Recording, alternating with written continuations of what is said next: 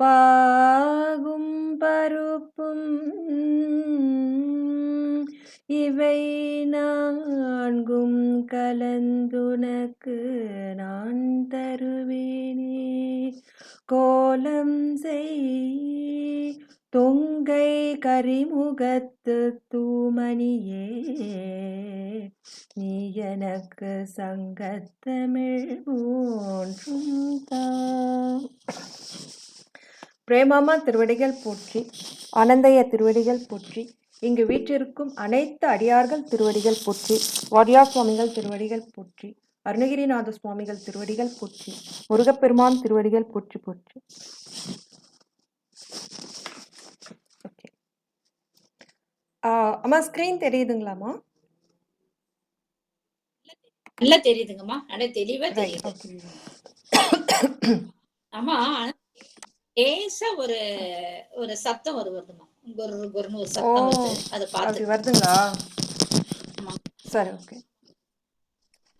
அது மட்டும் கொஞ்சம் சரி, சரி என்னோட பண்ணிக்கங்க. ஹெட்ஃபோன் தான், நான் ஹெட்ஃபோன் எடுத்துடுறேங்க.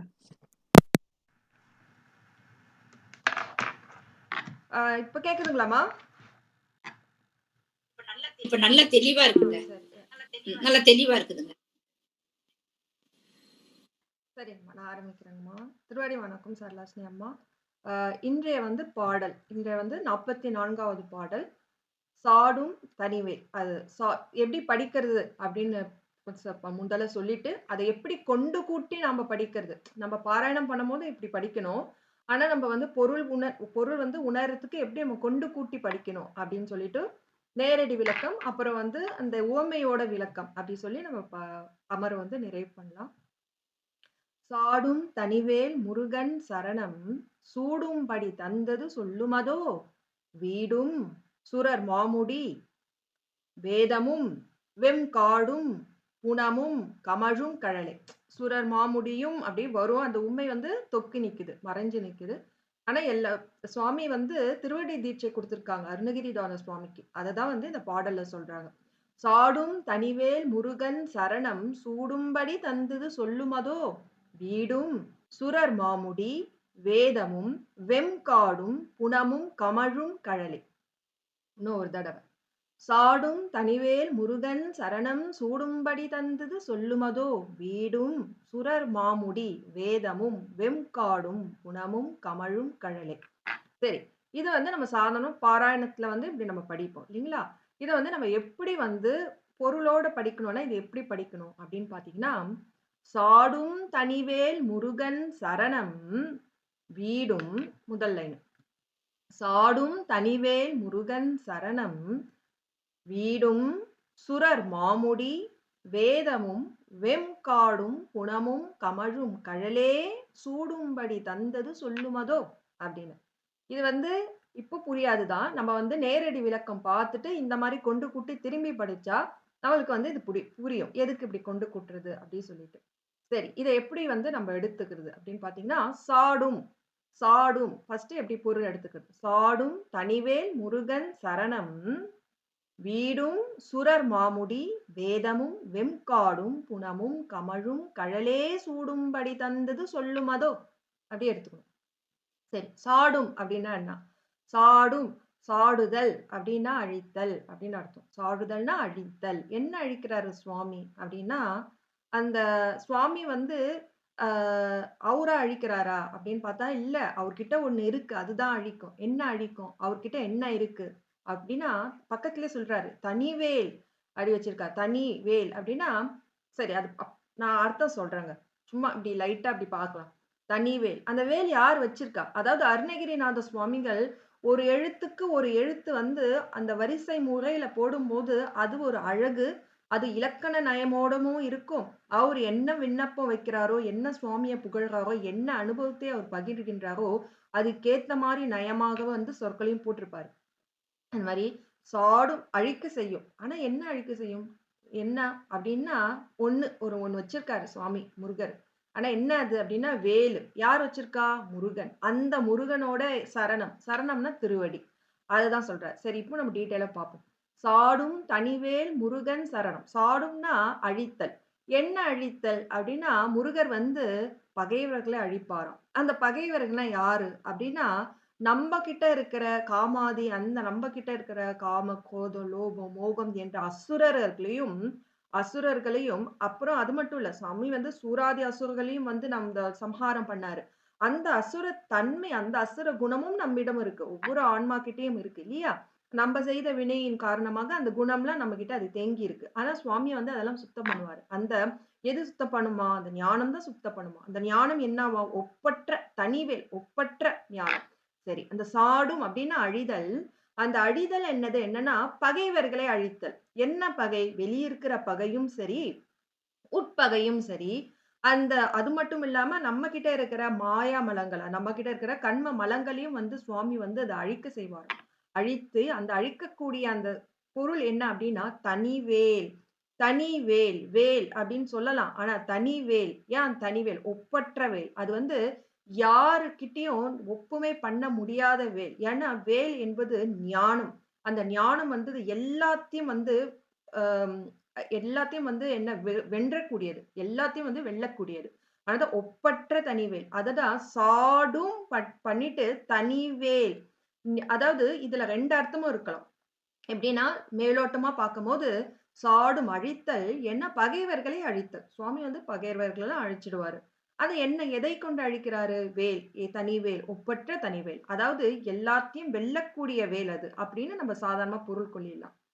2வது வந்து சாடும் அழிக்கின்ற என்னத்த அழிக்கின்ற? நம்ம கிட்ட இருக்கிற மலமாயை இருளை அழிக்கின்ற எது அழிக்கும்? தனிவேல். வேல் என்பது என்ன? ஞானம். ஞானம் என்பது என்ன? அறிவு. அந்த ஒளி பிழம்பு. அந்த ஒளி இருந்தா, இப்ப நம்ம ரூம்ல லைட் போடுறோம். லைட் போட்டா டக்குன்னு இருள் போயிடும். இல்லையா? அது மாரி அந்த சாடும் தனிவேல் நம்ம கிட்ட இருக்கிற அந்த இ இருளானது எவ்வாறு வந்து அழியும்? எப்படி வந்து சூரியன் வந்து உது உதயமாகும்போது, சூரியன் இருக்கும்போது இருள் வந்து இல்லாமல் போகின்றதோ, அதுபோல இந்த ஞானமாகிற வேல் வந்து நம்முள் இருக்கும்போது, அந்த வேலை நாம் தொழும்போது, அந்த ஞானம் உதிக்கும்போது இருள் மறைகிறது. அதையும் வந்து அந்த பொருள் அதுல உட் அதுல வரும். சாடும் தனிவேல் முருகன் சரணம். சரி. சாடும்னா அழிதல். என்ன அழிதல்? பகைவர்களை. அதாவது சூராதி அசுரர்களையும் வென்று, நமக்குள்ள இருக்கிற பகைகளையும் வென்று, நமக்குள்ள இருக்கிற காம, குரோத, லோப, மோக, மத, மாச்சரிய அந்த பகைகளையும் அழித்து, நமக்கு இருக்கிற கன்மம், மலமாயத்தெல்லாம் அழிக்கக்கூடிய தனிவேல், ஒப்பற்ற அந்த வேலாயுதத்தை யார் வச்சிருக்கா? பக்கத்துல வருது. முருகன், முருகப்பெருமான். அந்த முருகப்பெருமானோட என்னது? சரணம். முருகப்பெருமானோட 2 திருவடி. சரணம்னா திருவடி. அந்த 2 திருவடிகளும் எங்கெல்லாம் போய் பட்டிருக்கு அப்படின்னு அவர் உதாரணம் பண்ணி சுவாமிகள், அருணகிரிநாத சுவாமிகள் உதாரணம் சொல்லி, இந்த திருவடிகள் எங்கெல்லாம் பட்டிருக்கோ, அப்பேற்பட்ட திருவடி, அப்பேற்பட்ட லோகநாயகனோட திருவடி என்னோட தலை மீதும் பட்டிருக்கே. இத நான் யார்கிட்ட சொல்லுமோ, இந்த ஆனந்தத்தை சொல்ல முயலுமா? அப்படின்ட்டு அவரு சொல்றாரு. சரி, அதுதான் சொல்றாரு. அது சாடும் தனிவேல் முருகன் சரணம் சாடும் அழிக்கக்கூடிய அதாவது எண்ணத்த அழிக்கக்கூடிய நம்மளோட உட்பகையும் அதாவது நம்மளோட மனம் மல கன்மங்களையும் மாயையும் வந்து அழித்தா கன்மமே அழிச்ச வினையே இல்லை அப்படின்னா நமக்கு பிறவி இருக்குமா? இருக்காது. அப்போ அதுல பிறவி பிணியும் அழிக்க வல்லது இல்லையா? அது அவ்வளோ உள்ள எடுத்துக்கணும். அப்போ அப்போ அந்த அழிக்கக்கூடிய தனிவேல் ஒப்பற்ற ஞானமாகிய வேலாயுதத்தை ஏந்திய யாரு? முருகப்பெருமானுடைய சரணம் 2 திருவடிகள் எங்கெங்கு பட்டுள்ளது அப்படின்னா, வீடும்னா அந்த முக்தி தலத்தில். இப்ப வந்து நான் மேலோட்டமா சொல்லி விட்டுறேன். அதுக்கப்புறம் நம்ம உவமை பார்க்கும்போது, நம்ம வந்து இன்னும் கொஞ்சம் டீட்டெயில் பார்க்கலாம். வீடும்னா முக்தி தலத்துல. சூரர் மாமுடி. சூரர்னா அந்த தேவர்கள். தேவர்கள் வந்து அவங்க என்ன வச்சிருக்காங்க? பெரிய பெரிய ரத்தனம், கிரீடங்கள்லாம் வச்சிருக்கிறாங்க. ஆனா, அந்த அப்பேற்பட்ட சிறந்த தேவர் தலையிலயும் யார் இருக்கா? நம்ப முருகப்பெருமான் திருவடி தான் இருந்தது. அப்போ வேதமும் அதாவது அந்த வேதம்னா, அந்த 4 வேதம் சொல்றாங்க. அந்த 4 வேதத்திலும் நம் முருகப்பெருமான் திருவடி பட்டிருக்கு. அது மட்டும் அல்ல, ஆன்மாக்கள் உய்யும் பொருட்டு, நம் வள்ளியம்மாவோட வெம்காடும், அதாவது வெப்பமாகிய வள்ளியம்மா வளர்ந்த அந்த காட்டிலும், திணை புனத்திலும் அந்த அந்த கால் பட்டு இருக்குல்ல, அந்த கால் எப்பேர்ப்பட்டது அப்டின்னா, கமழும் கழலே. கமழ் மணம் வீசுமாம். என்ன மணம் வீசும் அப்டின்னா, அவர் கடப்ப மாலை அணிஞ்சாரு. அதனால கால் வாசனை அடிக்குதுங்களா? பிச்சி மலர் வெற்றி பூ பூத்தது. அதனால காசு அந்த கால் 2 பாதங்களும் வாசனை அடிக்குதா? இல்ல. அருள் ஞானம். அருள் ஞானம். அருள் மணம். அந்த சிவஞானம் மணம். அதுதான் மணக்கின்றதாம். அந்த அப்பேற்பட்ட மணம் கமழும்னு மணக்கும் வாசனை மிக்க எது வாசனை? அருள் என்ற வாசனை மிக்க கழல் அந்த திருவடி அப்படின்னு அர்த்தம். சரி, இது வரைக்கும் சொல்றேங்க. சாடும் தனிவேல் முருகன் சரணம். சாடும் ஒப்பற்ற சாடும்னா அழிக்க வல்ல. எது அழிக்க வல்ல? பகைவர்களை அழிக்கக்கூடிய. என்ன பகைவர்கள்? நம்ம கூட இருக்கிற உட்பகைகள், நம்ம கூட இருக்கிற அசுர குணங்கள், நம்ம கூட இருக்கிற கண்மங்கள், மாயை, அதை அழிக்கக்கூடிய. கண்மம் மாயம் அழிக்க பெற்றாலே பிறவி பிணியிலிருந்து அழிக்க பெற்றோம். அதிலிருந்து மீண்டு விட்டோம் என்றுதான் அர்த்தம். சாடும் ஒப்பற்ற பகைவர்களை அழிக்கக்கூடிய எது? அந்த தனிவேல் ஒப்பற்ற வேலாயுதத்தை யாரு வச்சிருக்கா? நம் முருகப்பெருமான். முருகப்பெருமான் ஏந்தியுள்ள அந்த சரணம், அந்த திருவடிகளில் அந்த திருவடி எங்கெல்லாம் பட்டது? வீடும் முக்தி தலத்திலும் சூரர் மாமுடி. அதாவது தேவர்களோட அந்த மகுடம் நிறைந்த அந்த மணி பொருந்தி அந்த அந்த கிரீடத்தை கழற்றி அங்க என்ன இருக்கு? நம் முருகன் திருவடியும் வேதமும் 4 வேதங்களிலும் வெம்காடும் வள்ளியம்மை வாழ்கின்ற அந்த வெப்பமான வள்ளியம்மை காட்டிலும் புனமும் திணை புனத்திலும் கமழும் எது இருக்கும்? அந்த இறைவன் திருவடி, அந்த மென்மையான திருவடி நம் ஆன்மாக்கள் பொருட்டு அந்த காட்டில்லாம் வந்து பட்டு இருக்கல. அந்த கால் எப்பேற்பட்ட கால்? அருள் மனம் வீசக்கூடிய கால். கழலே. கழலேன்னா திருவடி. கழலே. அந்த கால் அந்த கால் என்ன சூடும்படி அப்பேற்பட்ட கழல். அப்பேற்பட்ட கழல். கழல்னா என்ன வந்து இந்த இடத்துல வந்து கழல் வந்து ஒரு ஆயுதம். அந்த இந்த சலங்கை, தண்டை அந்த மாரி கழல் போடுவாங்கல்ல. அந்த கழல் வந்து எங்க அணிவாங்கன்னா, கால்ல தான் அணிவாங்க. இது வந்து ஆகுப்பெயர் இலக்கணத்துல. அந்த கழலை உடைய முருகப்பெருமான் என்ன பண்ணாராம்? சூடும்படி தந்தது சொல்லுமது. அப்பேற்பட்ட கழல் என் சென்னியில் சூடும்படினா என் சென்னியில் சூடுமாறு அருள் தந்த விதத்தை சொல்லுமதோ நான் எவ்வாறு சொல்ல இயலும் அப்படின்னு கேக்குறாரு. அப்போ சுவாமியோட அனுக்கிரகத்தெல்லாம் நம்மளால வந்து உணரதான் முடியும். அத வந்து மத்தவங்களுக்கு சொல்ல முடியாது. ஆனா எப்படி வந்து நம்ம மத்தவங்களுக்கு தெரிவிக்க முடியும் அப்படின்னா, நம் நம் அம் இது அழுகையால பல பல சிம்ப்டம்ஸ் பல வந்து குறிகளால நம்ம வந்து உணர முடியும். ஆனா அந்த அனுபவித்தல் அப்படின்றது அந்த மௌன நிலையாக அடங்கி இருக்கு. நம்மளுக்கு அந்த சுவாமி நிலை வந்து சுவாமி அருள் வரும்போது, அவன உணர உணர அனுபவிக்கும்போது நம்மளுக்கு அந்த பேச்சும் வராது. அந்த பேச்சு வராதுன்ற அந்த தன்மைய வந்து நம்மளால சொல்லவும் முடியாது. அந்த நிலைக்கு அப்பால் பட்டு வந்த உடனே தான் நம்ம வந்து போன பாட்டுல கூட ஒரு உதாரணம் சொன்னேன். குறியை குறியாது குறித்தறியும் நெறியை தனிவேலை நிகழ்த்திடலும் உரு எது என்ன அர்த்தம்? உரை உ செறிவற்று உலகோடு உரை சிந்தையும் அற்று அறிவற்று அறியாமையும் அற்றதுவே. அதாவது நம்ம ரொம்ப நல்லா தூங்குறோம். நல்ல ஆழ்ந்த தூக்கத்துல இருக்கோம். நம்ம நல்ல அந்த ஆழ்ந்த தூக்கம் வந்து நம்மளுக்கு என்ன தருது? சுகம் தருது. ஒரு ஆனந்த சுகம் தருது. ஆனா அந்த உண்மையா பார்த்தோன்னா, அது ஒரு கேவல நிலை. கருவி கரணங்கள்லாம் வேலை செய்யாத நிலை அது. ஒரு உதாரணத்துக்கு சொல்றேன். அந்த ஆழ்ந்த தூக்கத்தோட அந்த சுகத்த அ நம்பளால வந்து அனுபவிக்க முடியுமே தவிர, மத்தவங்க கிட்ட சொல்ல முடியாது. ஆனா, ஆழ்ந்த தூங்கும்போது, நம்ப எப்படி அத வந்து மத்தவங்களுக்கு சொல்ல முடியும் அப்டின்னா, அப்போ வந்து நல்ல இடி இடியோட கூடிய மழை மழை பெஞ்சிருக்கும்.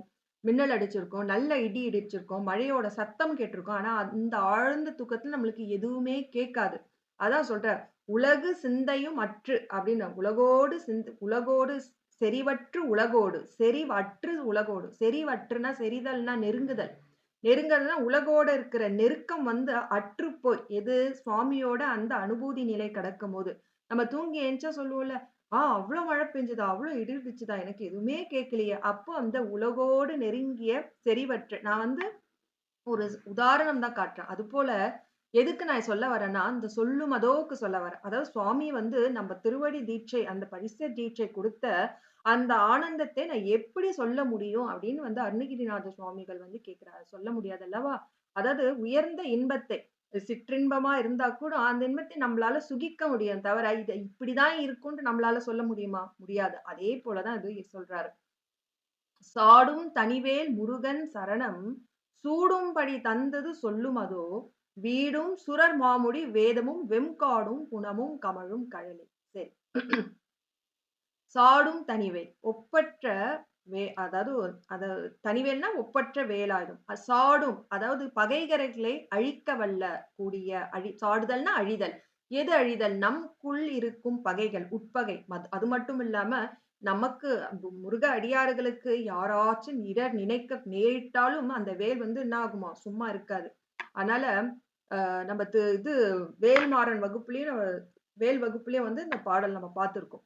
அது மாதிரி சாடும் தனிவேல். சாடும்னா அழிக்க வல்லக்கூடிய, நம் பகைவர்களை அழிக்க வல்லக்கூடிய, நம் பகைவர் வெளிப்பகை, உட்பகை. அந்த வெளிப்பகை என்னன்னா நமக்கு இடர் கொடுக்கும் பகைகள். உட்பகைனா நம் குணமாகிய நம் அசுர குணத்தையும் நம் கண்மங்களையும் மல மாயங்களையும் அழிக்கக்கூடிய தனிவேல் ஒப்பற்ற வேலாயுதத்தை யார் வச்சிருக்கா? ஏந்திய முருகப்பெருமானோட சரணம், அந்த திருவடி எங்கெல்லாம் பட்டிருக்கு? வீடும் முக்தி வீட்டிலும், சுரர் மாமுடி தேவர் தலையிலும், வேதமும் 4 வேதங்களிலும். அது மட்டும் இல்லாம அந்த திருவடி நம் பூமியிலையும் பட்டு நம் ஆன்மாவை உட்கொள்ளும், அதாவது ஆட்கொள்ளும் பொருட்டு நம் பூமியிலும் பட்டுதான். வெம்காடும் வெப்பமான அந்த வள்ளிமலை காட்டிலும், புனமும் அந்த திணைப்புணத்திலும், கமழும் கமழும்னா வாசனை மிக்க. எப்படி சுவாமியோட திருவடி என்னன்னா ஞானம்.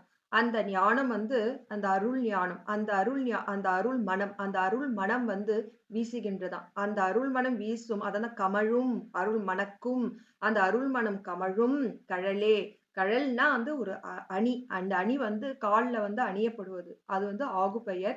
அப்பனா நம்ம சாமி வந்து தண்டை எடுத்து மண்டையில வச்சாரா அப்படின்றது கிடையாது. நம்மளுக்கு எல்லாருக்கும் தெரியும். சும்மா சொல்றேன். அந்த கழல் என்பது அந்த அணி, அந்த அணியை உடைய அந்த திருவடியை யாரு சூடும்படி தந்தது. அதுபோல் அந்த 2 திருவடிகளை அருணகிரிநாத சுவாமி சென்னியில் வைத்த அந்த அந்த செயலை நான் எவ்வாறு உரைப்பேன்? சொல்லத் தகுமோ? சொல்லுமதோ? சொல்ல முடியுமோ? அப்படின்ட்டு இந்த பாடல்ல கேட்கிறாங்க.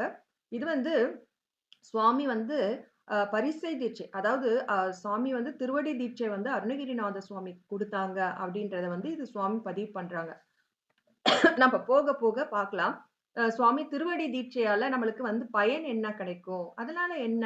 சுவாமி எதுக்கு குடுக்குறாங்க? அப்படின்றத வந்து நம்ம அந்த ஓமை பார்க்கும்போது மெல்ல மெல்ல படிநிலையில வந்து நம்ம பார்க்கலாம். சரி. இதுதான் இந்த பாடலோட அர்த்தம். இது உங்களுக்கு ஓகேவா? இல்ல திரும்பி நான் சொல்லணுங்களா?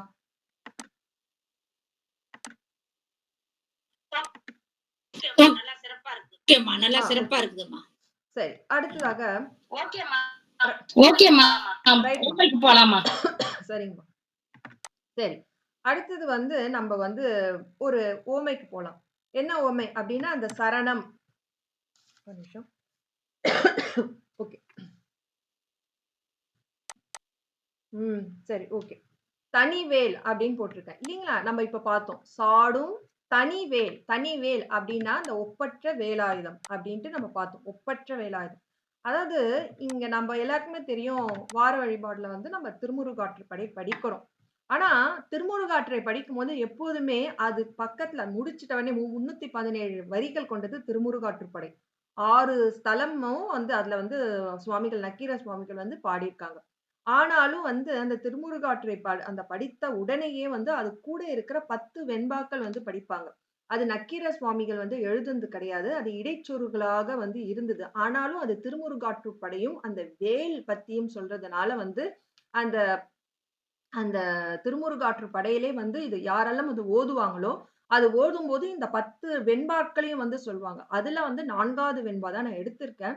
இது திருமுருகாற்றுப்படை ஓதும்போது அனைத்து அடியார்களும் வந்து சொல்வது உண்டு. ஆனால் இது வந்து நக்கீரர் வந்து எழுதப்படவில்லை. அவர் வந்து எழுதுனது அந்த 317 அந்த மலைக்கிழவோனே அப்படின்னு சொல்லிட்டு முடியும். அதோட முடிஞ்சிடுச்சு. இது வந்து அதனால தான் நானு எங்க அப்படின்ட்டு போடல. வெறும் 4 மட்டும் போட்டிருக்கேன். 4ன்னா திருமுருகாற்றுப்படை அடுத்து 10 வெண்பாக்கள் இருக்கு. நீங்க கௌமாரன்ல கூட பார்க்கலாம். அதுல 4வது வெண்பா அப்படின்னு குறிக்கிறதுக்காக தான் 4 அப்படின்னு போட்டிருக்கேன். சரி. இதுல வந்து சுவாமிகள் வந்து நக்கீர சுவாமிகள் அந்த வேல் பத்தி என்ன கேட்கிறாரு அப்படின்னு கேட்டா, அது நான் சொன்னேன். அந்த வேல் வந்து என்ன பண்ணும் அப்படின்னா, அந்த அசுரர்களே அழிக்க வல்லது. அது தெரியும்.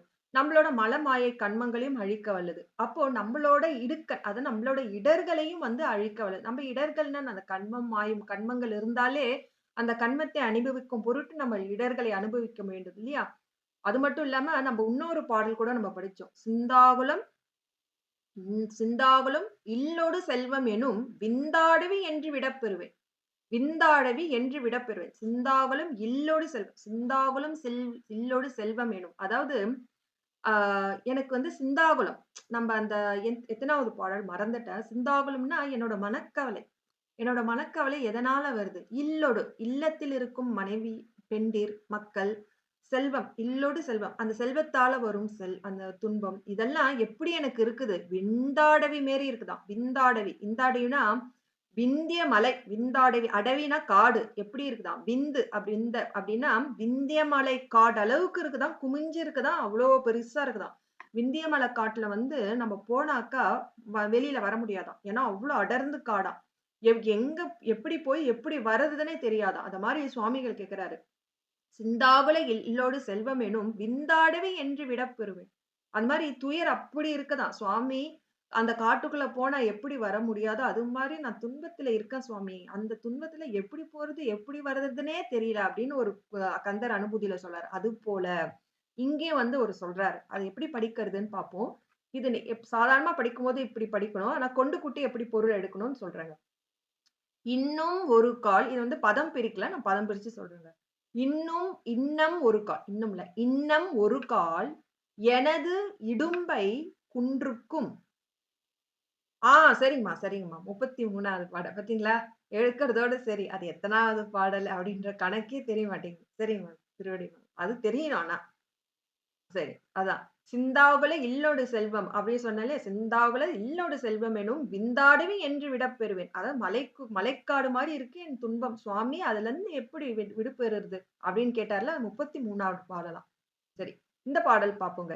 இன்னம் ஒரு கால் எனது இடும்பை குன்றுக்கும் கொன் கொள் நவில்வேல். இது எப்படி படிக்கணும்? கொன்னவில்வேல் அப்படி இருக்குல்ல. கொள் நவில்வேல் சூர்தடிந்த கொற்றவா முன்னம் பணிவே நெடுகுன்றம் பட்டு உருவத் தொட்ட தனிவேலை வாங்கத் தகும்.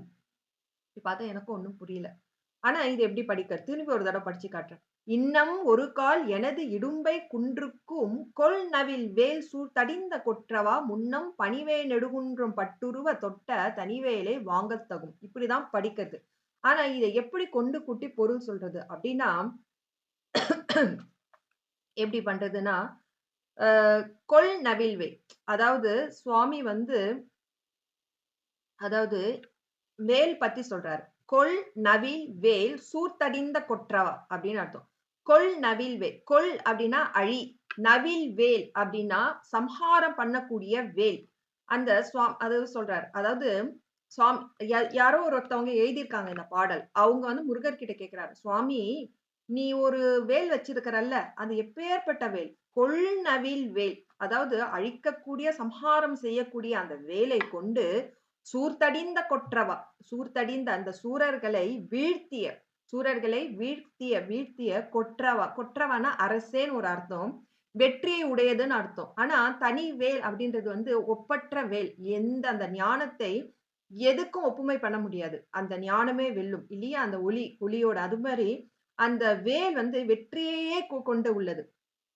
அதுக்கு வந்து நம்ம அதுக்கு ஒரு கந்த அலங்காரம் பாட்டோம். அதாவது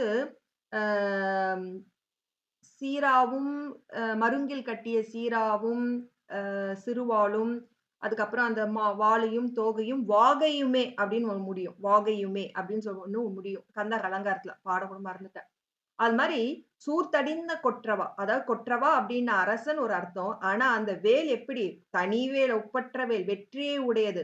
அது மாதிரி இந்த புலவர் கேட்கிறாரு கொள் நவில்வேல் சூர்த்தடிந்த கொற்றவா அதாவது அழிக்கக்கூடிய சம்ஹாரம் செய்யக்கூடிய அந்த வேலை கொண்டு சூரர்களை வீழ்த்திய கொற்றவா அரசனே வெற்றியை உடையவனே வேல் வந்து அந்த வெற்றியை தான் கொடுக்கும். அந்த இருள் வந்து என்னத்தை கொடுக்கும்? அந்த வெளிச்சம் அந்த இருள் ஞான ஒளிப்பட்ட இருள் அகலும் அல்லவா? அது போல அந்த சூர் என்ற அசுரர்களை வந்து அவர்களை வந்து அந்த வேல் வந்து வந்த உடனே என்ன பண்ணுச்சாம்? அந்த இருள் மடிந்து விட்டது. இருள் போய் விட்டது இல்லையா? மங்கி விட்டது. அந்த மாரி அதே மாரி அந்த அசுரர்களை அந்த வேல் கொண்டு வீழ்த்திய கொற்றவா வெற்றியுடைய கொற்றவா, முன்னம் முன்னொரு காலத்தில் பணிவே நெடுங்குன்றம் பட்டு உருவ தொட்ட பணிவே நெடுங்குன்றம்னா, பனி படர்ந்த நெடுங்குன்றம் ஒரு பெரிய மலை இருந்ததாம். அது பேரு என்ன அப்டின்னா, கிரௌஞ்ச மலை. அந்த முன்னொரு காலத்தில் பனிவே நெடுங்குன்றம், பனியால் மூடப்பட்ட பெரிய மலை ஒன்று இருந்தது. அதை என்ன பண்ண வேல் தொட்டு, பட்டு உருவ தொட்ட அந்த கவுஞ்ச மலையில வந்து வேல் பட்டு ஊடுருவ தொட்டு அந்த அந்த வேலை அந்த கவுஞ்ச மலைய அழித்தல்ல. அதனால என்ன பண்ற, அப்பேற்பட்ட வேலை அவர் சொல்றார். அவங்க கேட்கிறாங்க. அந்த புலவர் சுவாமி கிட்ட எப்படி கேட்கிறார்? நயமா கேட்கிறார். "சுவாமி, நீ என்ன வச்சிருக்க? வேலாயுதத்த வச்சிருக்கல்ல? கொன்ன நவில்வேல் சூழ்த்தடிந்த குற்றவா?" அதாவது கொல் நவில் வேல். கொல் நவில் அழிக்கக்கூடிய, சம்ஹாரம் செய்யக்கூடிய சூரனை தடிந்த வீழ்த்திய அரசனே, கொற்றவனே, வெற்றியை உடைய வேலாயுதனே, முன்னொரு காலத்தில் பணிவே நெடுங்குன்றம் பட்டுருவ தொட்ட பனி படர்ந்த நெடுங்குன்றம் பெரிய ஒரு மலை இருந்தது. கவுஞ்ச மலை. அது பட்டு அழி அழியும்படி பட்டு ஊடுருவ தொட்ட வேலவனே அப்படின்னு வரும் நெறைய பாடல்ல. அந்த பட்டு ஊடுருவி தொட்ட அந்த கவுஞ்ச மலையை அழித்தல. கவுஞ்சைன்னா அந்த மாயாமலம். அதையும் அழித்தல்லையா? அப்பேற்பட்ட தனிவேலை, அப்பேற்பட்ட ஒப்பற்ற வேலை என்ன பண்றார்? இங்க தான் வராரு. "இன்னும் ஒரு கால் எனது இடும்பை குன்றுக்கும் வாங்கத்தகும்" அப்படின்னு கேட்கிறாரு. அப்படின்னா என்ன? இன்னும் ஒரு கால் சுவாமி அப்பேற்பட்ட வேலை வந்து சூரனை அழிச்சல்ல, கிரௌஞ்சனை அழிச்சல்ல, அவங்கெல்லாம் ஆணவ மலம், மாயை மலம் அப்படி அழிச்ச நீ, அதே கன்ம மாலை மயத்தால் நான் இடர் துன்பம் அடைகின்றேன். அந்த என்னோட துன்பம் எப்படி இருக்குது? மலமேறி இருக்குது. அதனால நீ என்ன பண்ற? சொல்றாரு. இன்னும் ஒரு கால் அப்பேற்பட்ட வேலையை கொண்டு இன்னும் ஒரு தடவை அந்த வேலையை பயன்படுத்தி எனது இடும்பை குன்றுக்கும் அப்படின்னா வந்து இடும்பைனா துன்பம் கொண்டாட பாத்துக்கிறேன். எழுதியிருக்கனே தெரியல. ஆமா ஆமா தீமை.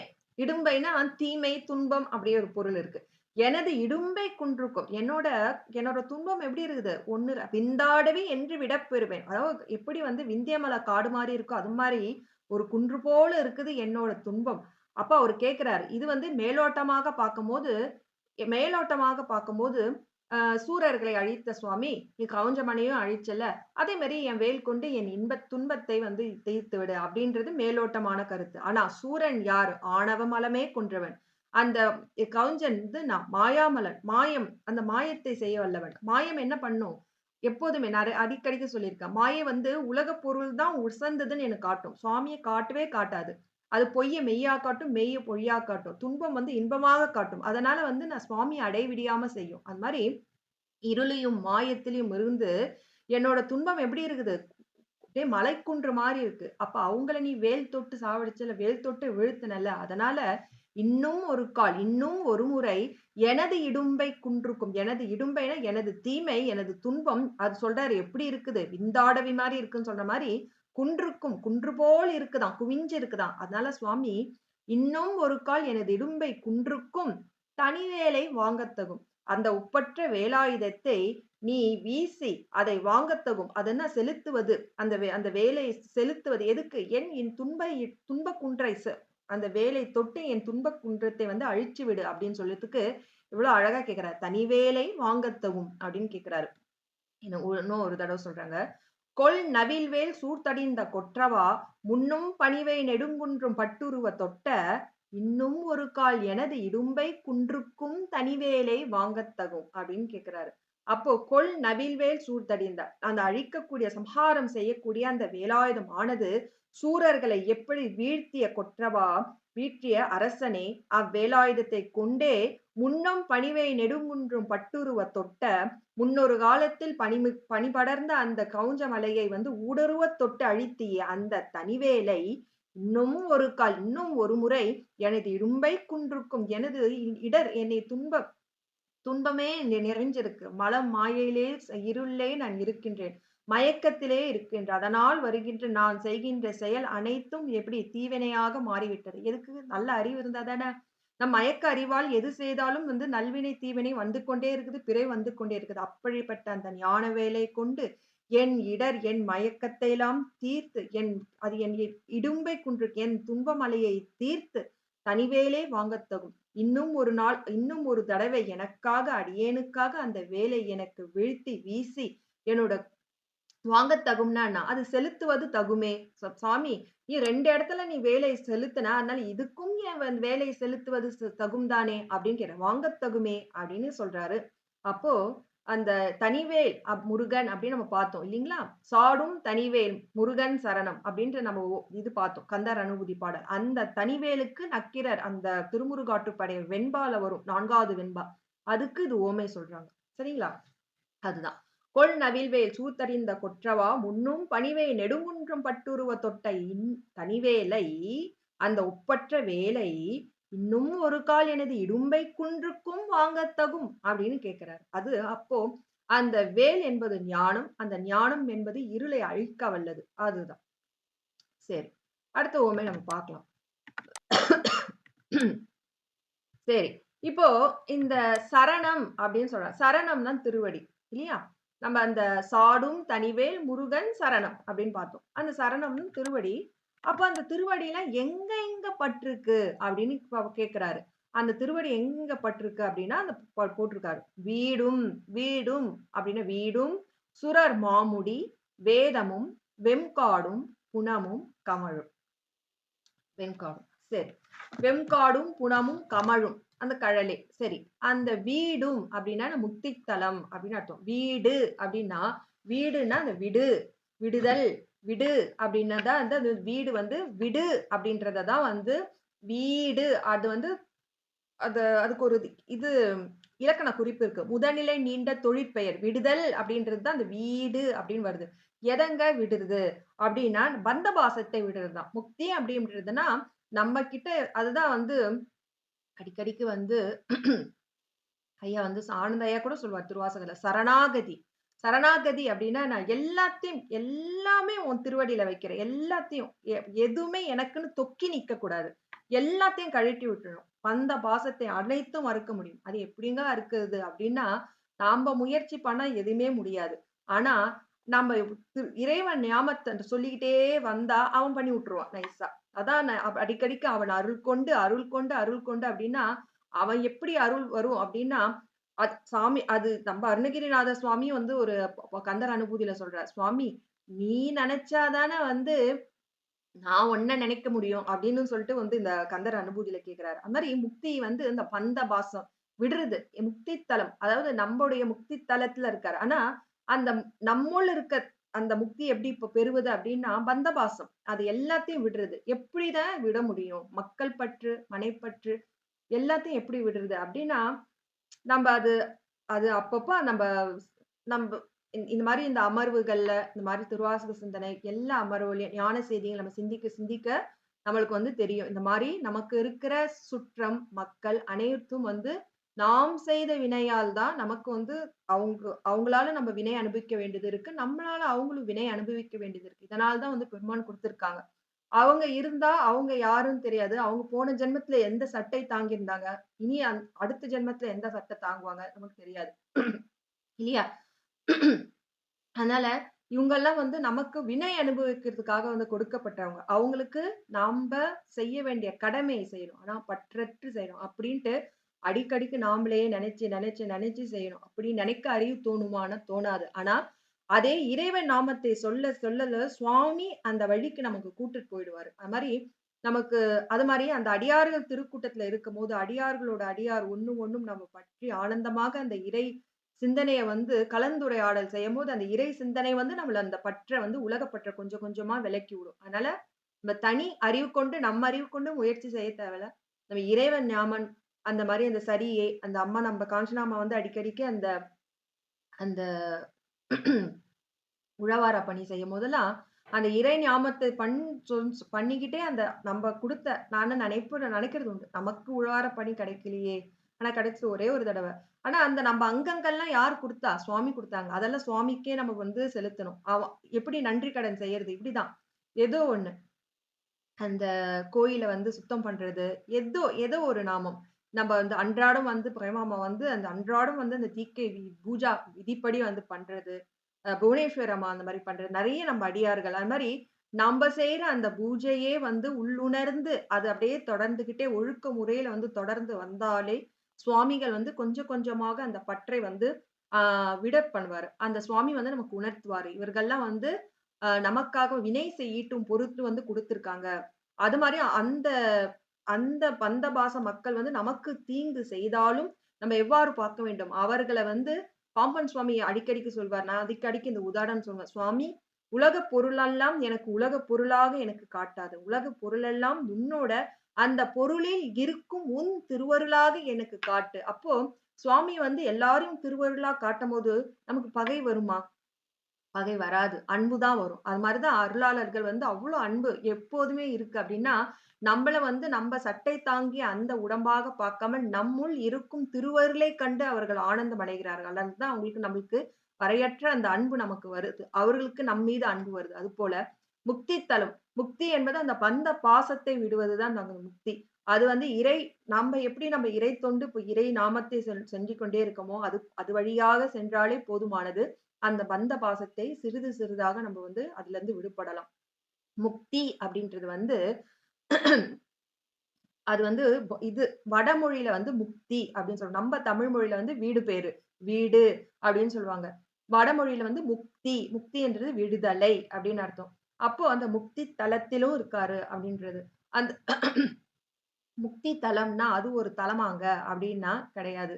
நம்ப எவ்வாறு வந்து எந்த நிமிஷம் வந்து அனைத்தும் விட்டு முருகா அனைத்தும் உன்னது. இப்ப சிவபெருமான் குன்றீங்களா, சிவபெருமான் அனைத்தும் உன்னோட செயல். எல்லாமே உன்னோட செயல். எனக்கு தீங்கு வருதா பரவால்ல. இன்பம் வருதா பரவால்ல. எல்லாம் உன்னோட செயல். எது எல்லாத்தையும் நான் ஏத்துக்கிறேன்.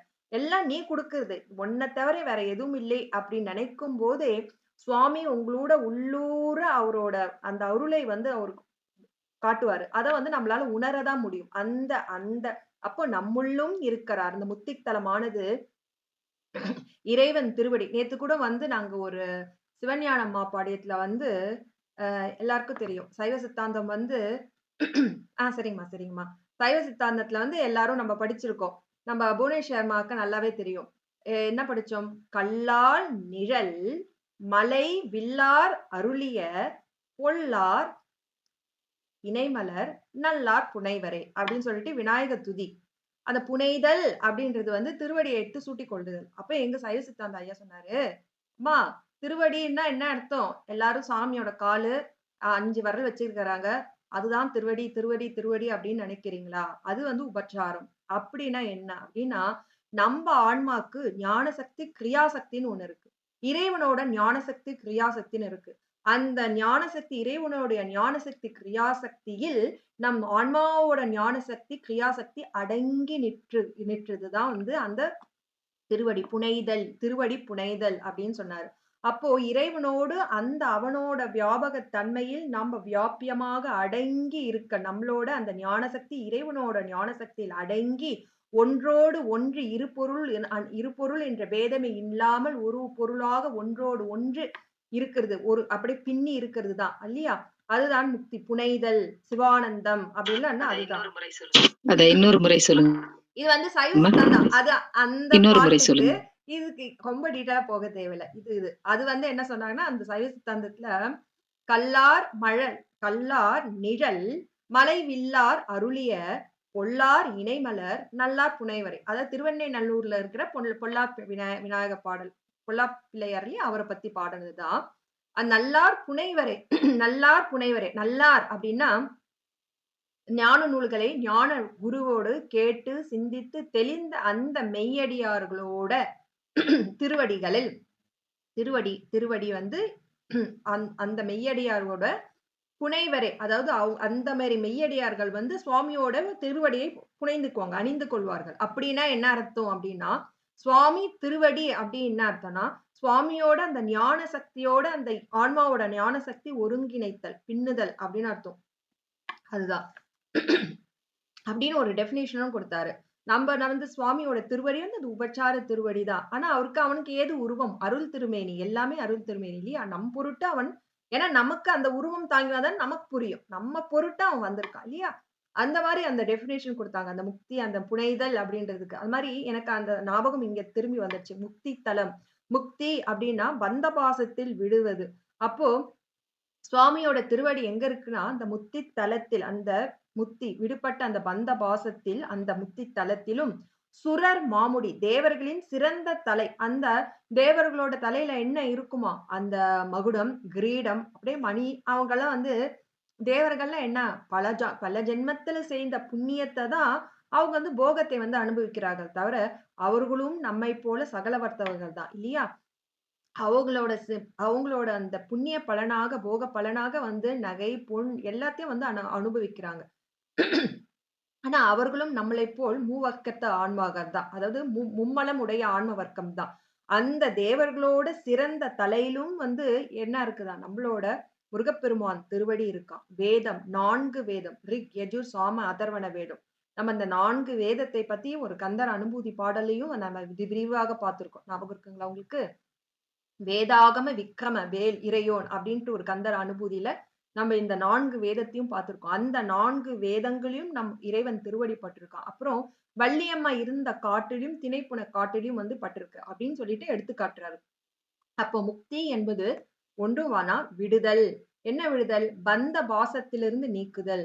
அப்போ நம் ஆன்மா பந்த பாசத்தை விடும்போது, நம் உள்ளே வந்து இறைவன் தோன்றி நம்மை ஆட்கொள்ளும் அந்த தலத்திலும், சுரர் மாமுடி தேவர் சிரசிலும் அவர் தேவர்களின் சிரசிலும் அவர் கால் பட்டிருக்கு. வேதம் 4 வேதங்களிலும் வள்ளியம்மை இருந்த இதெல்லாம் சொல்லிட்டு அப்புறம் பூலோகத்துல நம்மளை மாரி ஆன்மாக்கள் பூலோகத்துல இருக்குல்ல, அவர்கள ஆட்கொள்ளும் பொருட்டு ஒரு உதாரணம் காட்டுறார் சுவாமிகள்.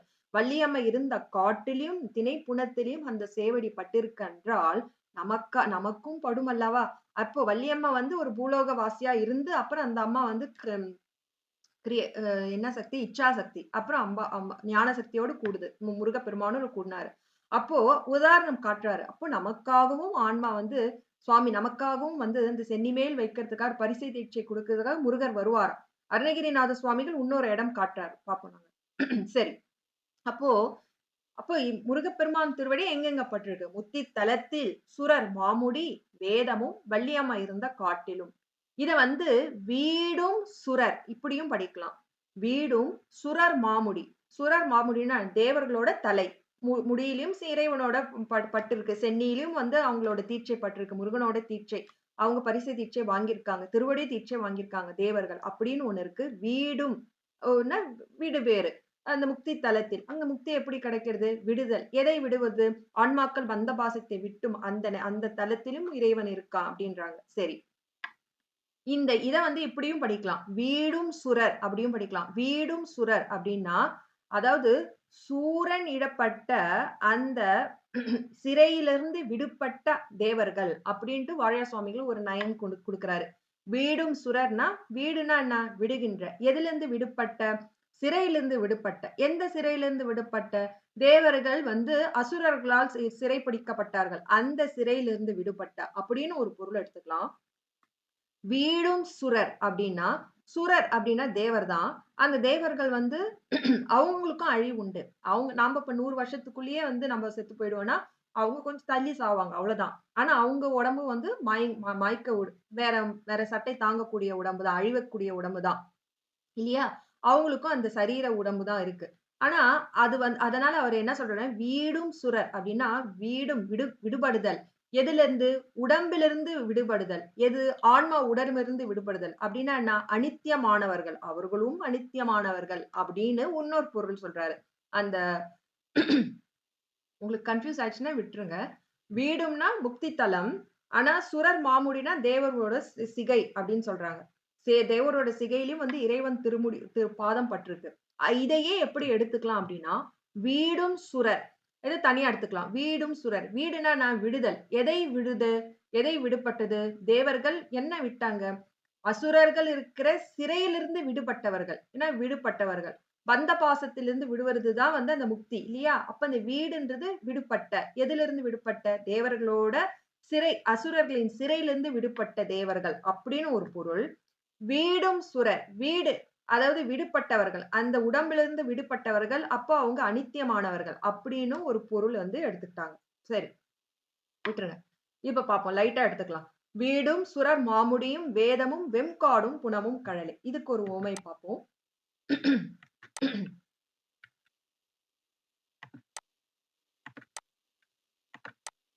சரி.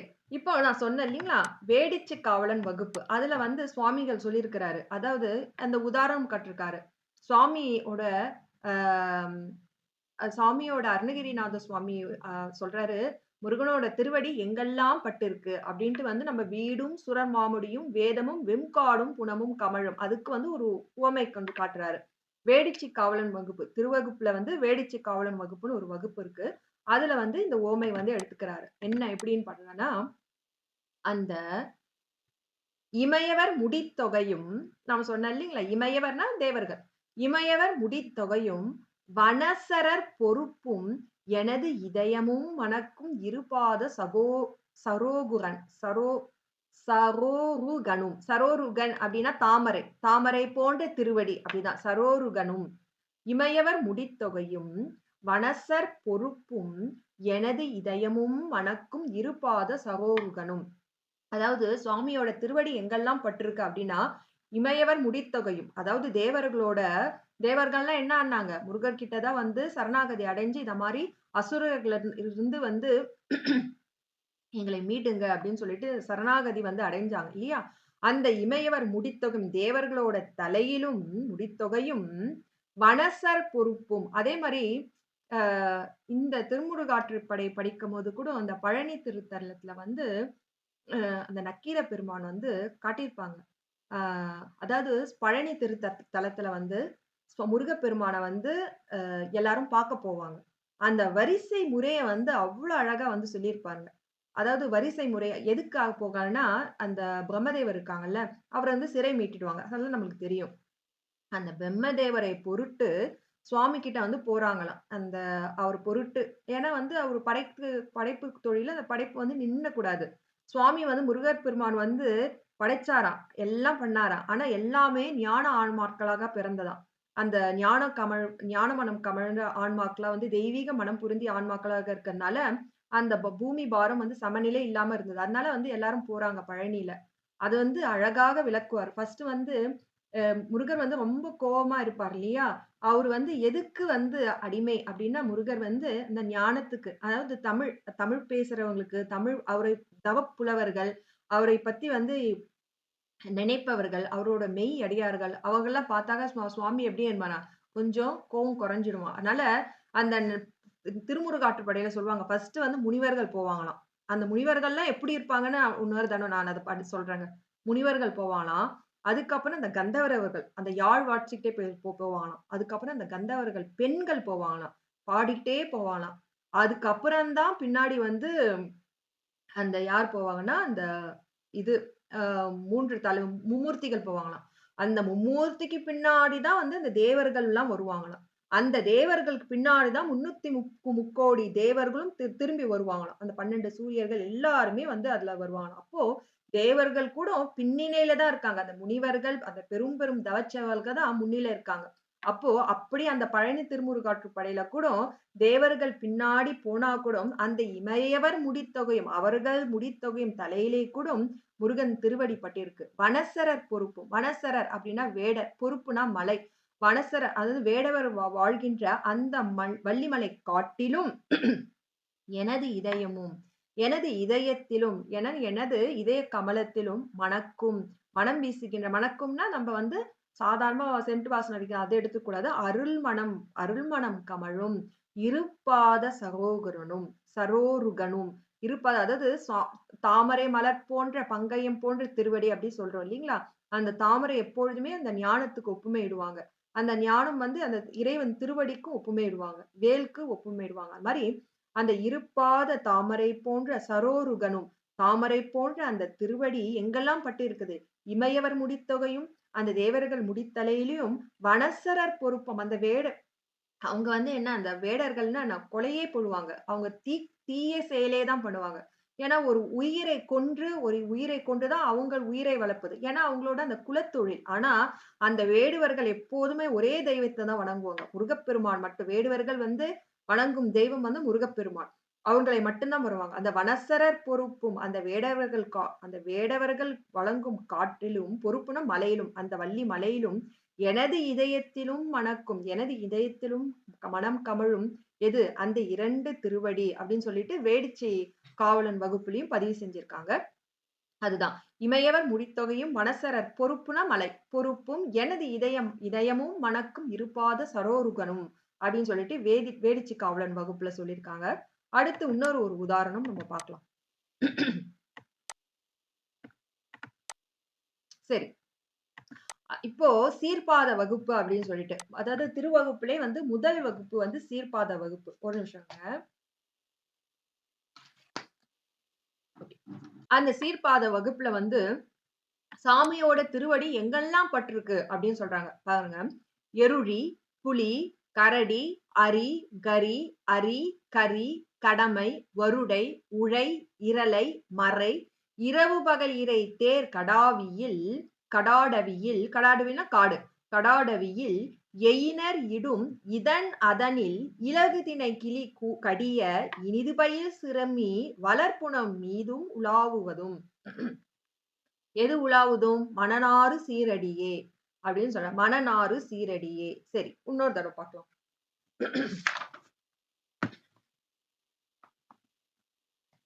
ஓகே. எருழி, புலி, கரடி, அரி, கரி. நம்ம பார்த்தோம்ல வெம்காட்டில் இப்ப நம்ம பார்த்தோம்ல சாடும் தனிவேல் முருகன் சரணம் சூடும்படி தந்தது சொல்லுமதோ வீடும் சுரர் மாமுடி வெம்காடும். அந்த காட்டுல என்னென்னலாம் இருக்கு, காட்டுல வெப்பமான காட்டுல, அந்த காட்டுல எப்படி அந்த கொடிய காட்டுல கூட சுவாமியோட மென்மையான திருவடி வந்து வலிந்து சென்றதாம். யாரு? ஒரு ஆன்மாவை ஆட்கொள்ளும் பொருட்டு. அதுதான் சொல்றாரு. எருழி, புலி, கரடி, அரி, கரி, கடமை, வருடை, உழை, இரலை, மறை, இரவு பகல் இறைத்தே கடாடவியில் எயினர் இடும் இதன் அதனில் இலகு திணை கிளி கடிய இனிது பயில் சிறுமி வளர்ப்புணம் மீது உலாவுவதும் எது? மணனாறு சீரடியே. சரி, ஒண்ணு ஒண்ணா பார்ப்போம். எருழி அப்படின்னா காட்டுப்பன்றி அப்படின்னு அர்த்தம். அந்த காட்டுல என்னென்ன இருக்குதான்? காட்டுப்பன்றி இருக்குதாம். புலினா புலி நமக்கு தெரியும். புலி, கரடி நமக்கு தெரியும். அரினா சிங்கம் அப்படின்னு அர்த்தம். கரினா யானை நமக்கு தெரியும். கடமை அப்படின்னா காட்டு பசுக்கு வந்து கடமை அப்படின்னு ஒரு பேர் இருக்கு. வருடை அப்படின்னா இது மலை ஆடுகளுக்கு வந்து வருடை அப்படின்னு ஒரு பேர் இருக்கு. எருழினா காட்டுப்பன்றி, கடமை புலி, கரடி, அரி, கரியெல்லாம் நமக்கு தெரியும். அரினா சிங்கம், கரினா யானை.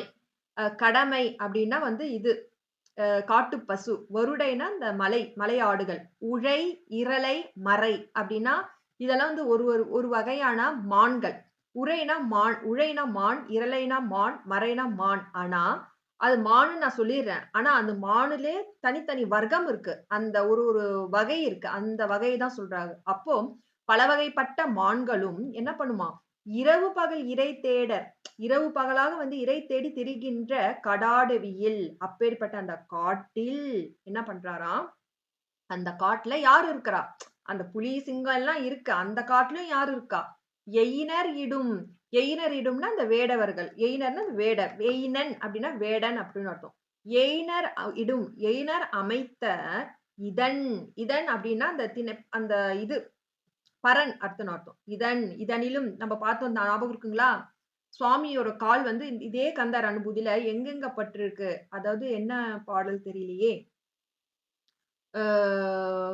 சுனையோடு, அருவித்துணையோடு, அருவித்துணையோடு, பசுந்திணையோடு, இதனோடு திரிந்தவனே. சுனையோடு, அருவித்துறையோடு, பசுந்திணையோடு, இதனோடு திரிந்தவனே. இதனோடு இதே கந்தர் அனுபூதியில தான் நம்ம பார்த்தோம். அப்போ எயினர் இடும் இதன் அதனில்.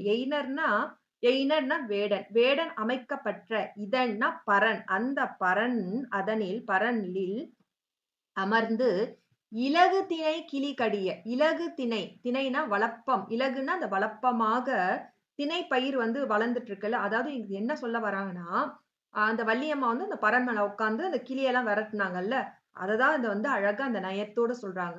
எயினர் இடும், அதாவது அந்த வேடவர்கள் அமைத்த இதன் அதனில். இதன்னா அந்த பரன் மேல அமர்ந்து யார் உட்கார்ந்துட்டு இருக்கா? அது அப்படியே வருது. அமர்ந்து என்ன பண்றாங்க? இலகு திணை கிளி கடிய. இலகு திணை வளப்பமாக வளர்ந்துள்ள அந்த திணை பயிரை கிளி கடிய, அதாவது கிளி கடிய, அதாவது அந்த அந்த திணைய வந்து சாப்பிடுறதுக்கு பயிர் சாப்பிடுறதுக்கு என்ன வருதாம்? வகை வகை வகையா கிளி கூட்டங்கள் வருதாம். அந்த கிளியை கடிய ஓட்டுறதுக்கு யாரோ ஒருத்தவங்க இருக்காங்க. யாரு? இனிது பயில் சிறுமி.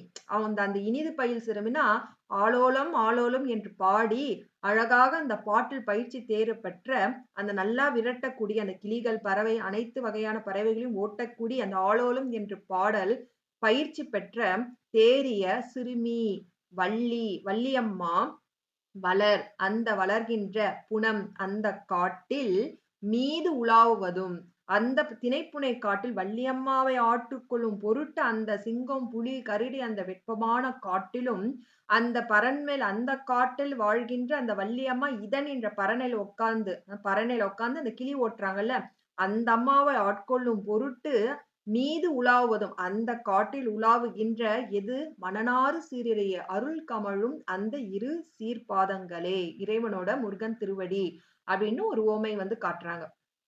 புரியுதுங்களா? அந்த வெம்காடும் புனமும் இருக்குல்ல, அதுக்குதான் இதோட உதாரணம்.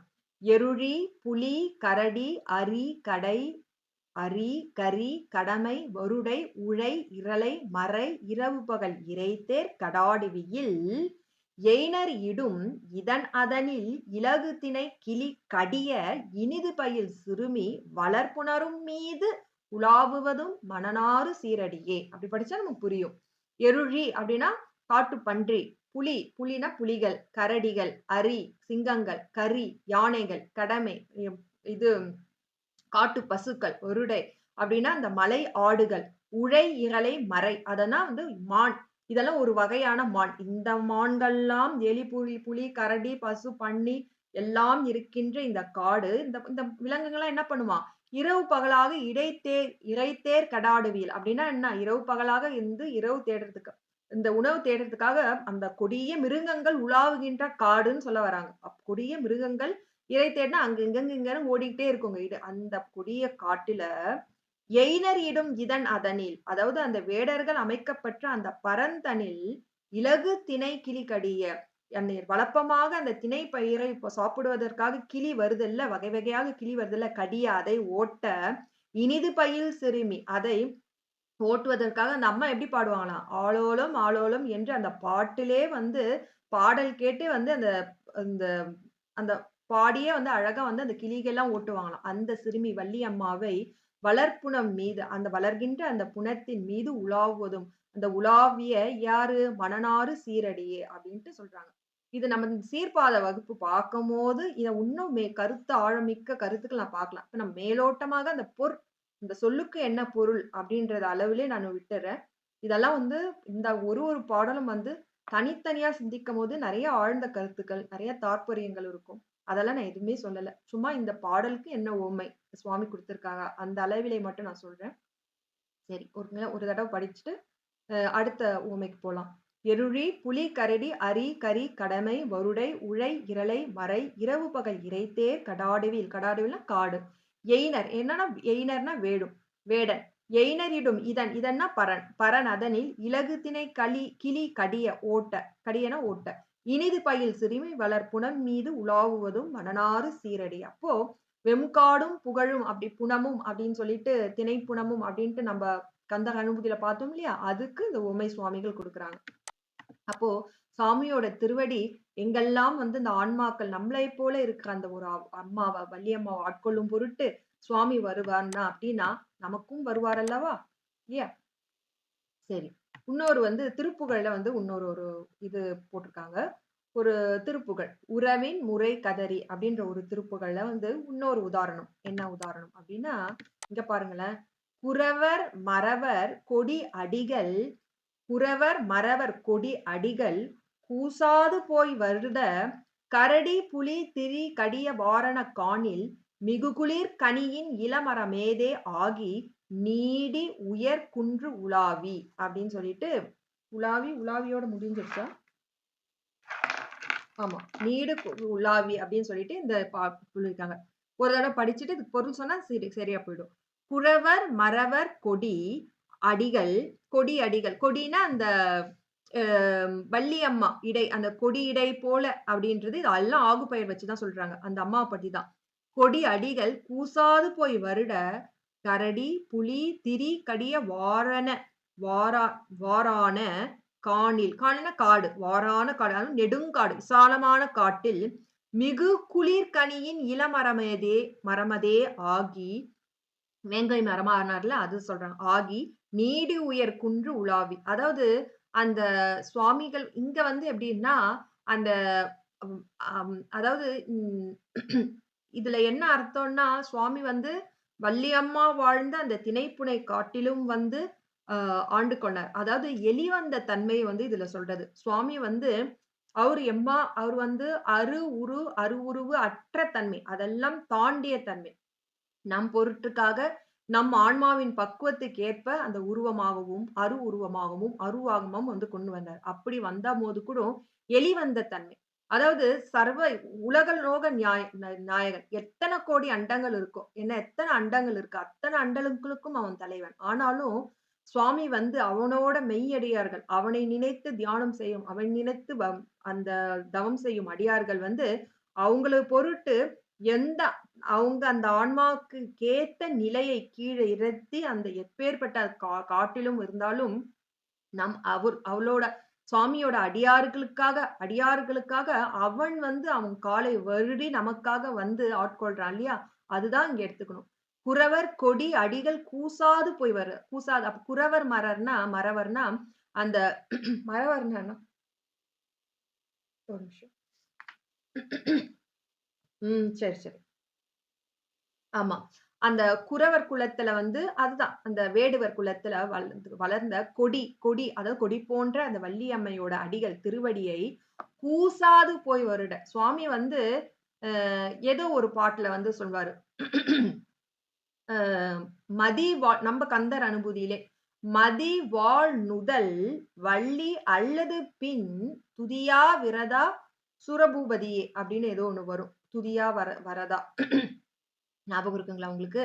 வள்ளி மதி வாழ்நுதல், அதாவது அதாவது ஒளி வீசக்கூடிய பிறை சந்திரனை போல நெற்றியை உடைய அந்த வள்ளியம்மாவை தவிர வேறு ஒருவரையும் வந்து வணங்காத முருகப்பெருமான் அப்படின்னு நம்ம பார்த்திருக்கோம். அது மாதிரி எதுக்காக வள்ளி அம்மா மட்டுமா இல்ல தன்னை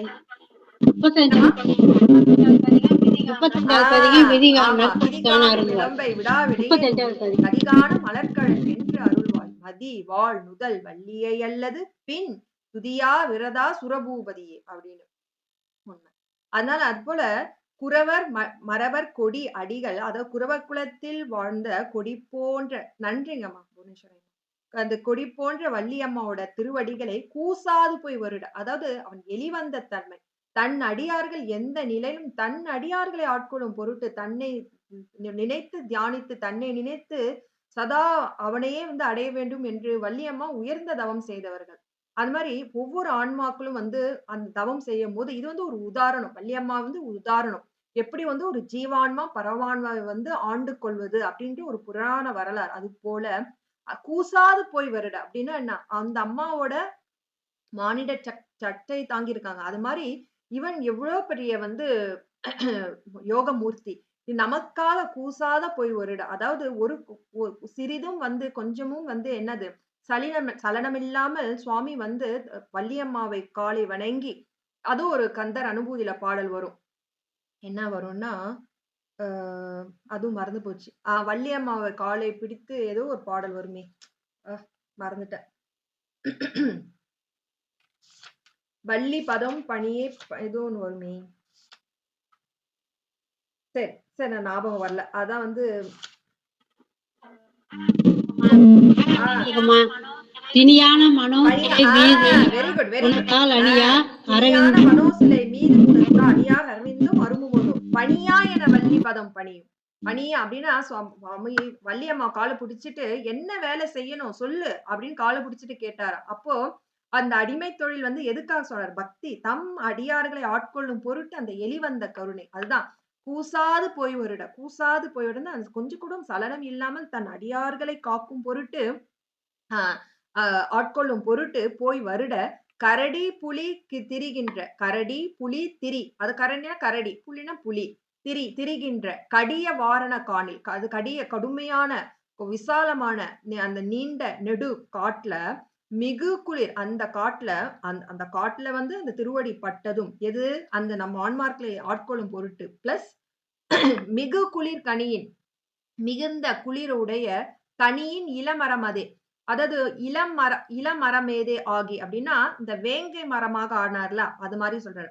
அந்த அதே காட்டுல வேங்கை மரமாகவும் நின்று அதே காட்டுல அவனோட மெல்லிய திருவடி எதுக்காக அந்த வள்ளி என்ற அந்த ஜீவாத்மாவை ஆட்கொள்ளும் பொருட்டு மரமாது ஆகி நீடிய உயர்குன்று உலாவி நீடிய உயர்குன்று உலாவினா இந்த இடத்துல வந்து நெடிய உயர்ந்த குன்றாகிய வள்ளிமலையில் உலாவிய அந்த முருகன் திருவடியை பத்தி தான் இங்க சொல்றாங்க இல்லையா. மிகு குளிர் கனியின் இளமரமதே, அதாவது மிகுந்த குளிர்ச்சி பொருந்திய வேங்கை மர இளமரமதே ஆகி வேங்கை மரமாக ஆகி அந்த வேங்கை மகன் ஆகி எங்க நீடி உயர் குன்று உலாவி நீடிய நெடும் உயர்ந்த குன்றுகளில் உலாவிய அந்த முருகன் திருவடி அங்கேயும் பட்டது அப்படின்ட்டு ஒரு திருப்புகழையும் சொல்லியிருக்காரு. அப்போ அந்த வள்ளிமலை காட்டுல பட்டிருக்கு, வெம் காட்டுல பட்டிருக்கு. எதுக்காக? சுவாமி நம்மை ஆட்கொள்ளும் பொருட்டு எலிவந்த பிரானாக சொல்றாரு. கூசாது போய் வருட சுவாமிக்கு என்ன? அவர் வந்து நமக்காக இறங்கி வந்து கூசாத வள்ளி அம்மாவை பதம் பணிந்து பணியாய் என வள்ளி பதம் பணியும் அப்படின்னு சொல்லிட்டு அந்த பாடல 6வது பாட்டுலயும் வந்து சொல்லியிருக்காங்க. சரி, திரும்பி ஒரு தடவை சொல்றாங்க.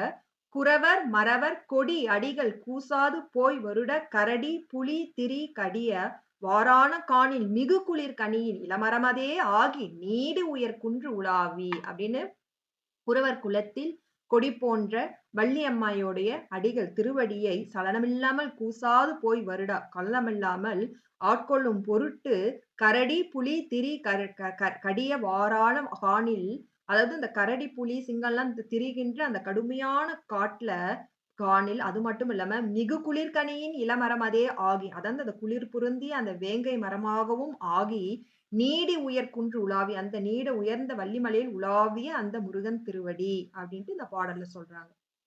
இது இன்னொரு உவமை திருப்புகழ்ல. அடுத்தது அப்பர் சுவாமி. சரி, இது ரொம்ப நல்லா இருக்கும்.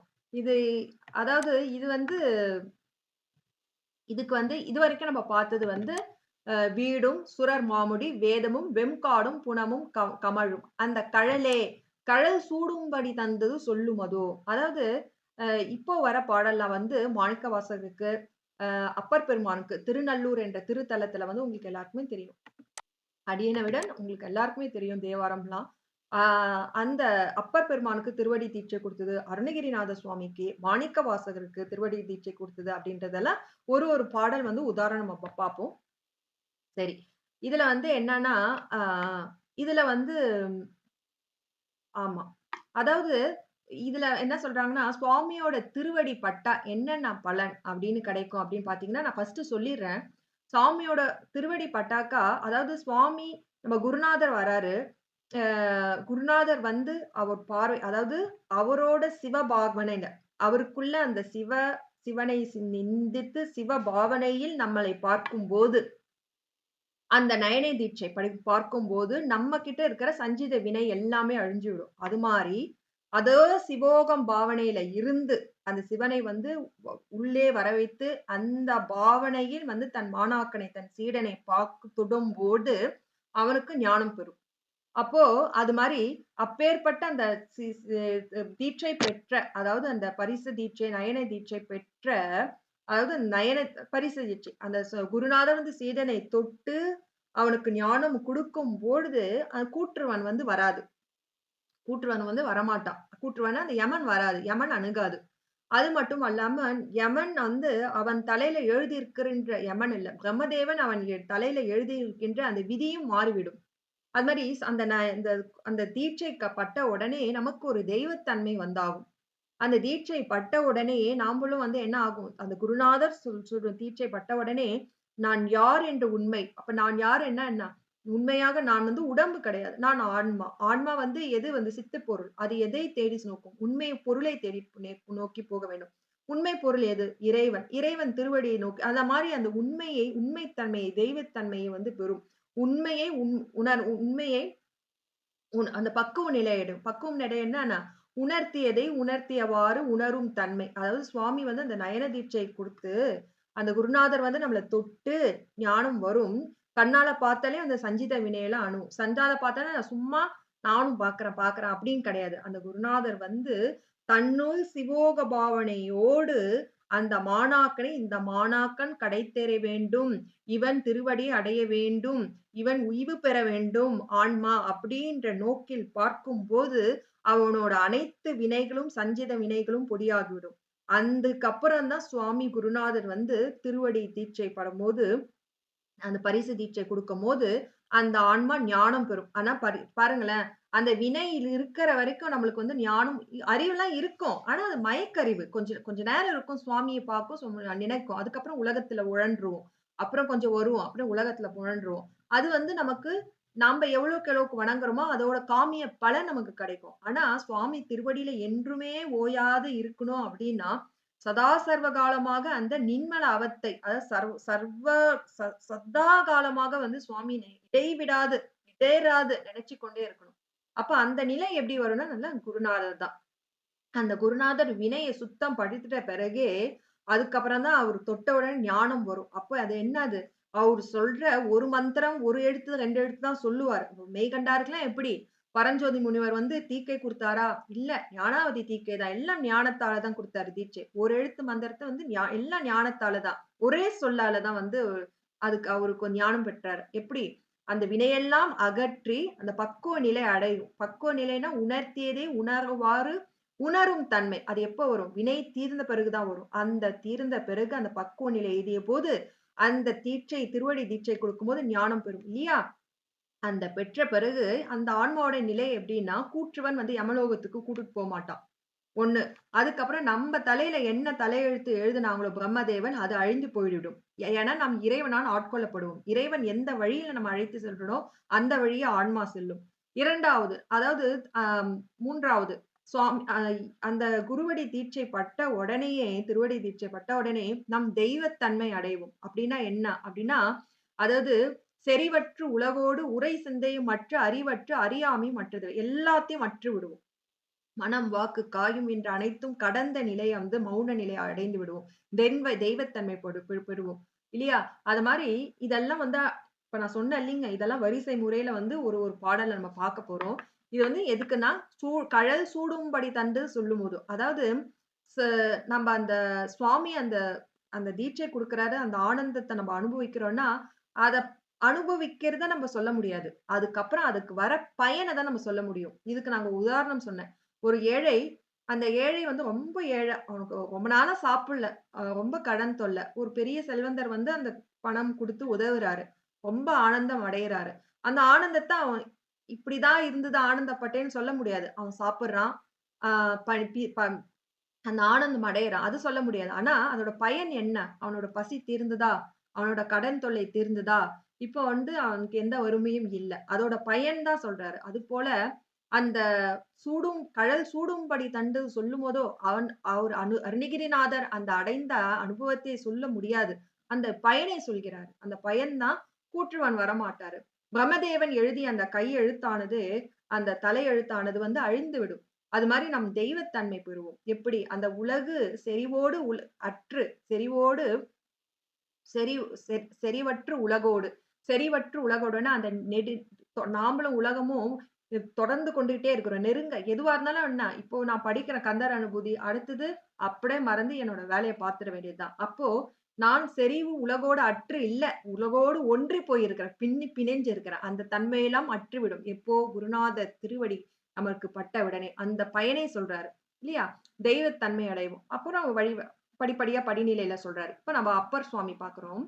கோவாய் முடுகி அடுத்திரள் கூற்றம் குமைப்பதன் முன் பூவார் அடிச்சுவடு என்மேல் பொறித்துவை கேக்குறார் சுவாமி கிட்ட. கட்ட போறார். போகாவிடில் மூவா முழுப்பழி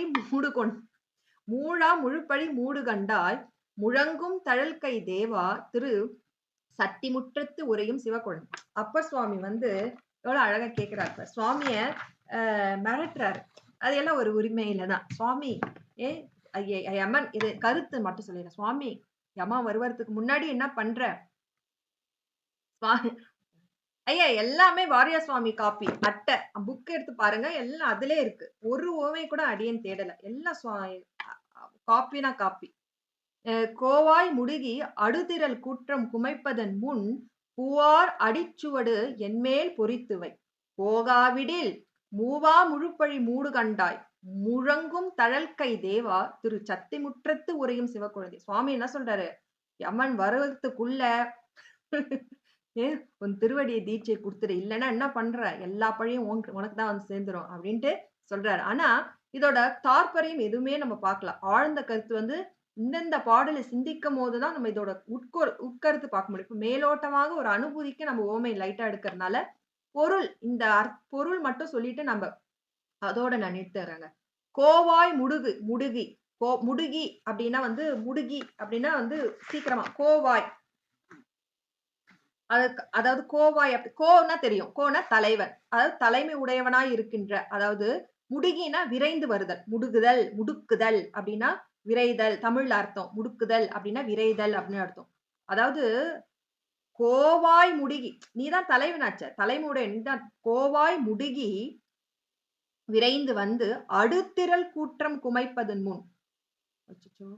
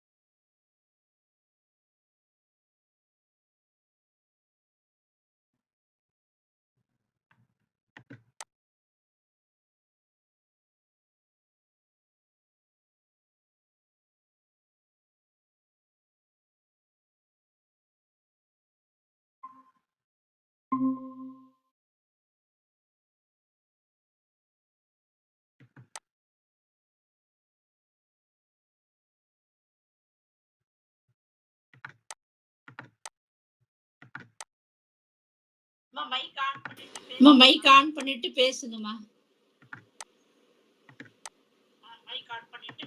மைக் ஆன் பண்ணிட்டு பேசுங்க. லதாமா மைக் ஆன் பண்ணு.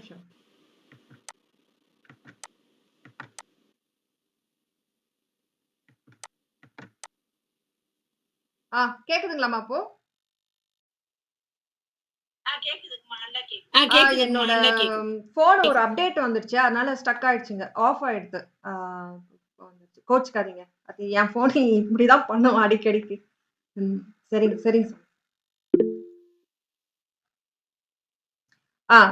கேக்குதுங்களாமா?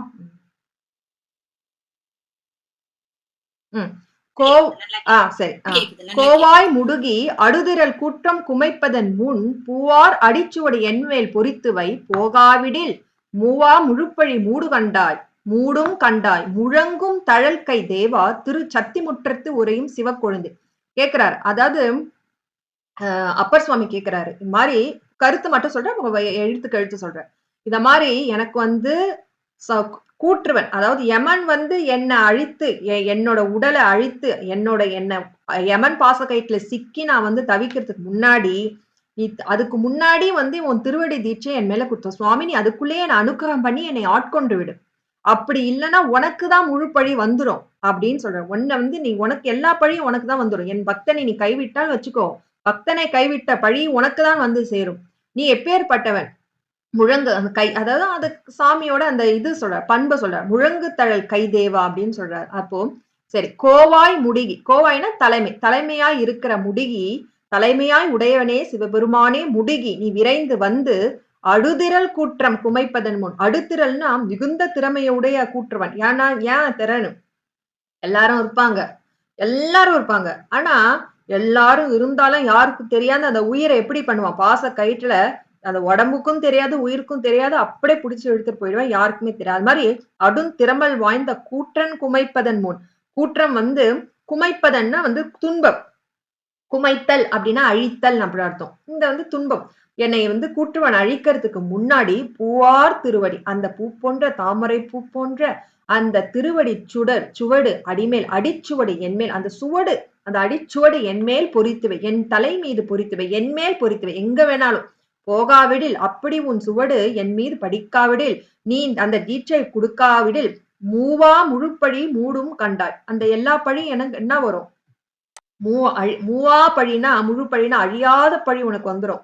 உன் பக்தனை ஆட்கொள்ளவில்லை என்ற அழியா பழி, உன் பக்தன் வந்து உன் லோகத்தில் வரும்போது வராமல் யமலோகத்தில் வரும் அப்படின்னா அந்த பழி யாருக்கு வரும், உனக்கு தானே இழுக்கு. அதனால அழியா முழு பழி உன்னை வந்து சேரும், மூடும் கண்டாய், உன்னை வந்து சேரும். அதனால என்ன பண்ற, முழங்கு தழல் கை தேவா. முழங்கு தழல்னா, முழங்குனா ஒலி, அந்த அனல் வந்து ஒலி இது சத்தம் போடுமா, அந்த முழங்கு தழல் கை தேவா. முழங்கு அப்படின்னா அந்த அனலை தீக்கையை ஏந்திய அந்த தேவதேவனே, திருச்சத்திமுற்றத்து உரையும் சிவக்கொழுந்து.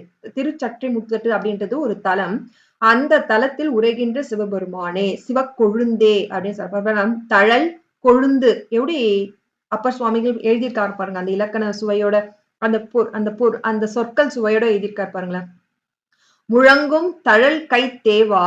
அதாவது அந்த கூட்டுறவனும் எப்படி இருப்பான், அவனும் வந்து அனல் பொறுக்கிற கண்ணோட தான் இருப்பான். அவனோட எரும மாடு எப்படி இருக்கும், காதுல புகையுண்டு அந்த நெருப்பு கக்கிற கண்ணு மாதிரி இருக்குமா.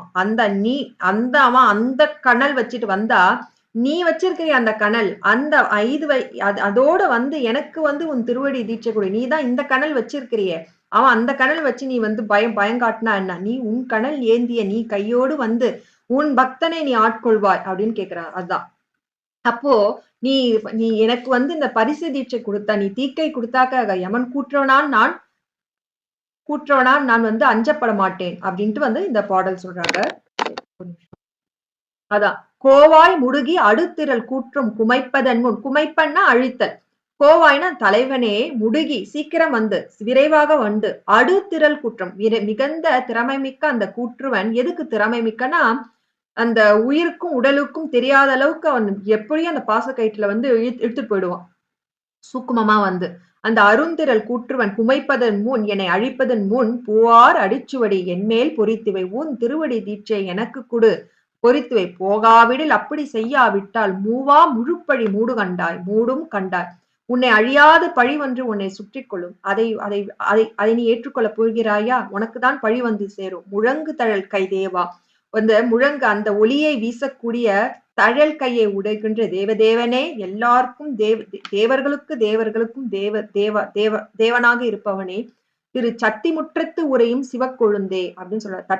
திரு சத்திமுற்றத்து அப்படின்னா ஒரு ஸ்தலம், அந்த ஸ்தலத்தில் உரைகின்ற மேவிய எழுந்தருளிருக்கின்ற சிவக்கொழுந்தே அப்படின்ட்டு அப்பர் சுவாமிகள் கேட்கிறாரு, பாடுறாங்க. இதுதான் அப்போ அந்த கழல், அதாவது பயன் சொல்றாரு. அதாவது அந்த திருவடி தீட்சை கிடைக்கும் போது கூற்றுவன் ஊருக்கு நாம் போக வேண்டியதில்லை இல்லையா, அதோட பயன்தான் வந்து சுவாமி அப்பர் சுவாமி கேட்கிறார். கோவாய் முடுகி அடுத்திரல் கூற்றம் குமைப்பதன் முன், பூவார் அடிச்சுவடி என்மேல் பொறித்துவை, போகாவிடில், மூவா முழுப்பழி மூடும் கண்டாய், முழங்கும் தழல் கை தேவா, திரு சற்றிமுற்றத்து உரையும் சிவக்கொழுந்தே அப்படின்னு இந்த பாடல். இந்த பாடல் புரியுதுங்களா? அடுத்தது போலாங்களா?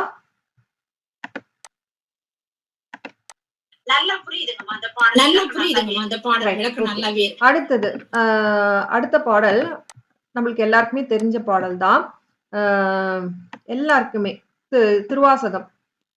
அதாவது இதுல வந்து சுவாமிக சொல்றாங்க தேவான பாடி. ஆமா, அதாவது இவர் வந்து அந்த தெய்வத்தன்மை, மாணிக்க வாசகருக்கு திருவடி தீட்சை கிடைக்கும் போது, அதாவது இவருக்கு என்ன தன்மை கிடைச்சது அப்படின்னா, இவருக்கு அந்த தெய்வத்தன்மை கிடைச்சது அப்படின்றது, அந்த இறைவனோட தன்மை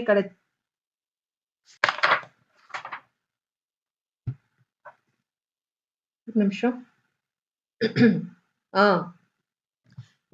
தெய்வத்தன்மை பெற்றாரு அப்படின்னு சொல்லிட்டு, இது வந்து ஆழ்ந்த சிந்தனைக்கு போகல, எல்லாரும் இங்க திருவாசகம் ஜாமவான்களே சொல்லிக்கலாம். இது வந்து தாற்பொருளுக்கு, அந்த உட்பொருளுக்கு நம்ம போகல.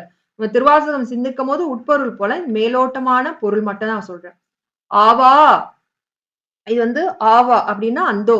ஆவா அரி அயன் இந்திரன் வானோர்க்கு அரிய சிவன் வாவா என்று என்னையும் பூதலத்திலே வலித்த ஆட்கொண்டான் பூவார் அடிச்சுவடி என் அடிச்சுவடு என் தலைமேல் புரித்தலுமே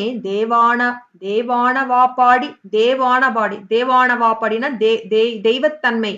தெய்வத்தன்மை வந்து அவர் பெற்றார். தேவானவாப்பாடி தெல்லேனும் கொட்டாமோ. ஆவா அரி அயன் இந்திரன் வானோர்க்கு அரிய சிவன் வாவா என்று என்னையும் பூதலத்திலே வலித்து ஆட்கொண்டான் பூவார் அடிச்சுவடு என் தலை மேல் புரித்தலுமே தேவானவா பாடி தெல்லேனும் கொட்டாமே. ஆவா, ஐயோ அந்தோ, அவருக்கு நொந்துகிறாரு. ஏன்னா பெரிய பெரிய அந்த காற்றே உணவாக உட்கொள்ளும் அந்த முனிவர்கள் எல்லாம் தவம் பண்ணி அவங்க மேல வந்து பக்கத்துல அந்த காடு புத்து மரம் செடி கொடி எல்லாம் முளைஞ்சிருக்கும். அப்படிப்பட்ட அந்த தபோதனர்கள்லாம் இருக்காங்க.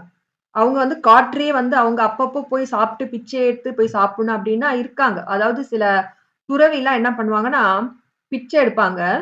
ஆனா அவங்க ஒரு தடவை தான் பிச்சை எடுப்பாங்க. அவங்க எடுக்கும் போது அவங்க கையில தான் வாங்கி சாப்பிடுவாங்க. இப்ப அவங்க ஒரு படி அன்னம் கொடுக்குறாங்கன்னா அதுதான் அன்னைக்கு சாப்பாடு. அப்படிலாம் இருக்காங்க துறவிங்க.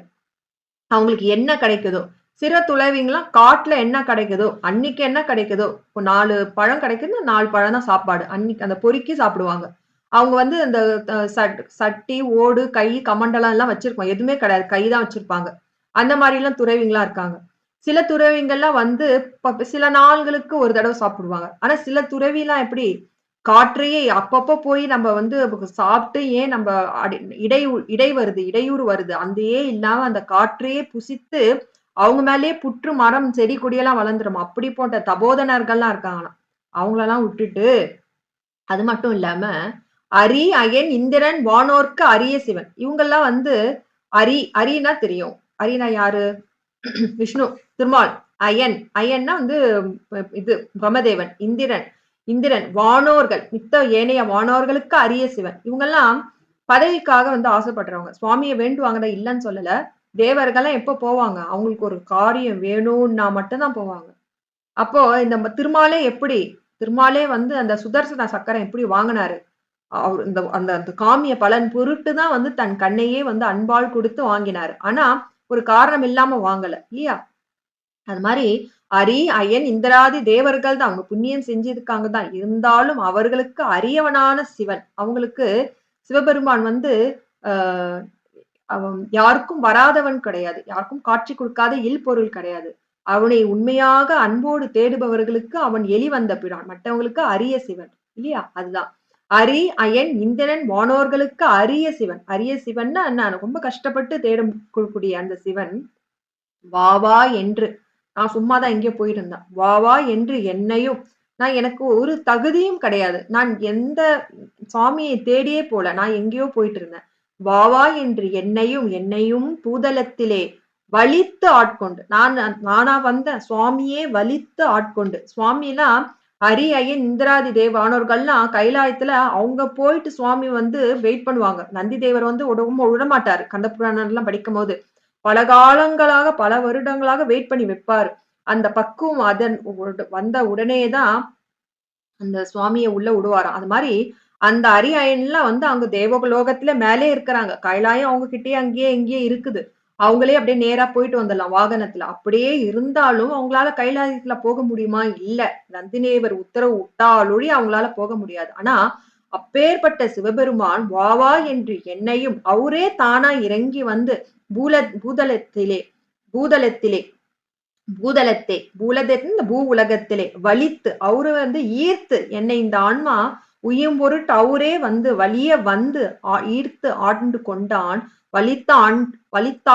வலித்து ஆண்டு கொண்டான் பூவார் அடிச்சுவடி. அப்படி அந்த குருநாதராக வந்து அந்த பூமிக்கு வந்து குருநாதராக வந்து பூவார், அவன் திருவடி எப்படி இருக்கு? பூ போன்ற தாமரை போன்ற மெல்லிய அந்த திருவடி அடிச்சுவடி, அந்த 2 திருவடிகள் என் தலை மீது பொறித்தாராம். சுவாமி வைக்கலையாம், பொறித்தாராம்.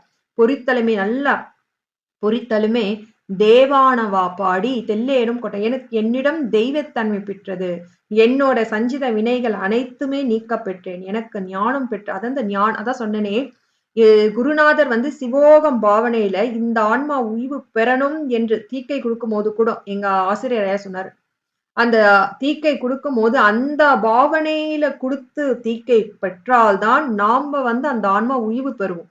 இப்ப நிறைய பேரு தெரியல எனக்கு, எங்க ஐயா சொன்னதை மட்டும் நான் சொல்றேன்.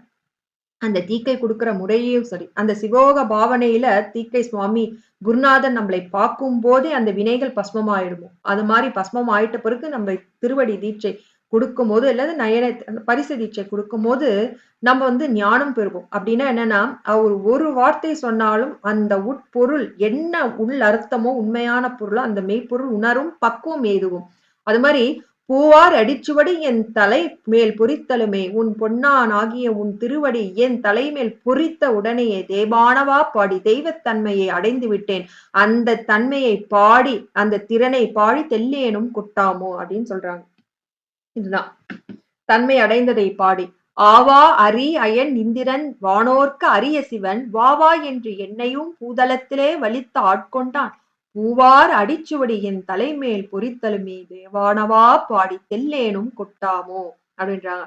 ஐயோ அந்த அரி திருமால் பிரம்மதேவன் இந்திரன் போன்ற வானோர்களுக்கு அரிய சிவன், அவது ஏதோ பலனை எதிர்பார்த்து கொண்டு அவனை தேடும் போது இல்ல அந்த செருக்கால் அவனை தேடும்போது அவனுக்கு அறியவன், அவனை அறிய முடியாது. ஆனா அப்பேற்பட்ட அந்த சிவன் வா வா என்று என்னையும், அதாவது என்னை வந்து அவனான் வந்து வா வா என்று நீயும் வா வா என்று என்னை அழைத்து பூதலத்திலே வலித்து ஆட்கொண்டு, அது எப்படி வந்து அருணகிரிநாத சுவாமிகளுக்கு அந்த முருகப்பெருமான் திருவடி தீட்சை கொடுத்து எப்படி வள்ளியம்மாவுக்கு அந்த வெப்பமான புலி கரடி சிங்கம் இருக்கின்ற கடுமையான காட்டிலும் அந்த மென்மையான பாதங்கள் வைந்து அவர்களுக்கு தீட்சை கொடுத்தாரோ, அது போல மாணிக்க வாசகர்களுக்கும் வா வா என்று என்னையும் நான் ஒரு கீழ் நாயேன், சிறியேன்னா நான் எனக்கு அறிவே இல்லவன், மெய் அறிவே இல்லாதவன், என்னையும் பூதலத்திலே சுவாமி அந்த பூதலத்திலே வந்து ஈர்த்து ஆட்கொண்டு என்னையும் ஒரு பொருளாக ஆட்கொண்டு பூவார் அடிச்சுடையான் மென்மையான பாதங்கள் என் தலை மீது புரித்தலுமே,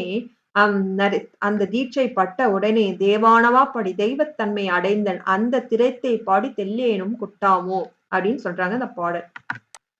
சரி, அடுத்து திருவடி தீட்சை அடுத்து பார்க்கலாங்க. சுவாமி அருணகிரிநாத சுவாமிக்கு திருவடி தீட்சை கொடுத்ததாக ஒரு திருப்புகழ்ல வந்து சொல்றாங்க. இது வந்து கலபமுலையை அப்படின்ற ஒரு திருப்புகழ். பார்ப்போம் என்ன பார்க்க. இப முகவனுக்கு உகந்த இளையவ மறு கடம்ப எனது தலையில் பதங்கள் அருள்வோனே, இப முகவனுக்கு உகந்த இளையவ மறு கடம்ப எனது தலையில் பதங்கள் அருள்வோனே. இபன யானை, இப முகவன் யானை முகனுக்கு உகந்த அன்பாகிய இளையவ முருகப்பெருமானே, மறு கடம்பனா கடம்ப மாலை. மறு கடம்ப அப்படின்னா நறுமணம் வீசக்கூடிய அந்த கடப்ப மாலையை அணிந்த முருகனே, கடம்ப அப்படின்னா கந்தா கடம்பா அப்படின்னு சொல்றோம்ல, கடம்பா அப்படின்னா கடம்ப மாலையை அணிந்தவனே ஆகு பெயர், கடந்த மாலை அணிந்தவனே அப்படின்னு சொல்லுவோம். அணிந்த முருகப்பெருமானே, அன்மொழி தொகை இது வரும். சரி, எனது தலையில் பதங்கள் அருள்வோனே, அதாவது எனது தலையில் உன் இரு திருவடிகளை அருள் செய்தவனே அப்படின்னு சொல்லிட்டு சொல்றாரு. சூடும் படல் தந்தது சொல்லும் போது, அதாவது கந்தர் அனுபூதியில மட்டும் வந்து சுவாமி சொல்லல, அருணகிரிநாத சுவாமி முருகர் எனக்கு திருவடி தீட்சை கொடுத்தாரு, இது திருவகுப்புலயும் சொல்றாரு திருப்புகழ்லயும் சொல்றாரு, அந்த சான்றுதான் நான் எடுத்து சொல்றேன். இப முகவனுக்கு இபமா கைத்தல நிறைக்கலையில வரும். இபமாகினா யானை முகவனுக்கு, இபமுகவனுக்கு யானை முகனுக்கு உகந்த அன்பாகிய இளையவ முருகப்பெருமான் மறு கடம்பு நறுமணம் வீசிய அந்த கடப்ப மாலை அணிந்தவன் எனது தலையில் எனது தலை மீதும் பதங்கள் அவனோட திருப்பதங்கள் அவனோட மென்மையான பாதங்கள் கொண்டு எனக்கு அருள் செய்தோனே, அருள்வோனே, அருள் செய்தவனே அப்படின்னு சொல்லிட்டு இந்த திருப்புகழ் பதிவு செய்யறாங்க. அதுதான் இப முகவனுக்கு உகந்த இளையவ மறு கடம்ப எனது தலையில் பதங்கள் அருள்வோனே அப்படின்னு சொல்றாங்க. ஒரு நிமிஷம் ஏதாவது விட்டேனா? சரி, அடுத்து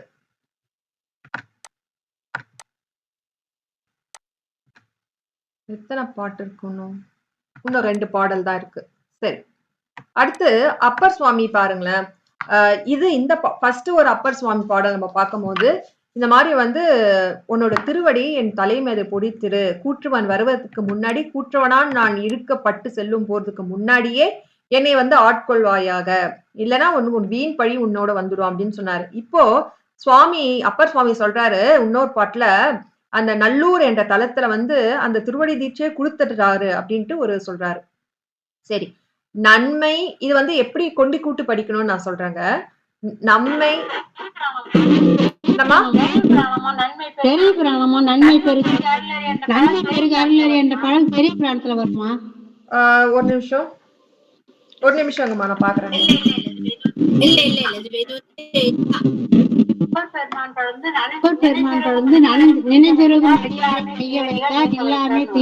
ஆமாமா நீங்க சொல்றது கரெக்ட் தான். ஆமாமா ஆமா ஆமா ஆமா ஆமா ஒரு நிமிஷங்கம்மா. அம்மா நீங்க சொல்றது கரெக்ட்னு நினைக்கிறாங்கம்மா. ஏன்னா நனைந்தனைய திருவடி என்மேல் தலை வைத்தார் அப்பர் பெருமான் நினைந்திருக்கு. கரெக்டுமா. இது வந்து நான் சரிங்கம்மா நான் பாக்குறேன். ஏன்னா வாரியா சுவாமி புக்லயும் கொஞ்சம் தப்பு இருக்கு. சரி நான் பாக்குறேங்கம்மா. இது வந்து என்னன்னா பெரிய புராணத்துல தான் வரும். ஏன்னா இது அப்பர் போட்டிருக்கேன். இது வந்து திருநாவுக்கரசர் புராணத்துல வரும் இந்த பாடல். அப்பர் போட்டிருக்கேன், ஆனா தேவாரத்துல வராது. திருநாவுக்கரசர் புராணம். நான் தான் இங்க தப்பா போட்டிருக்கேன் அப்பர்ன்னு சொல்லிட்டு. இது திருநாவுக்கரசர் புராணத்துல வருங்கம்மா.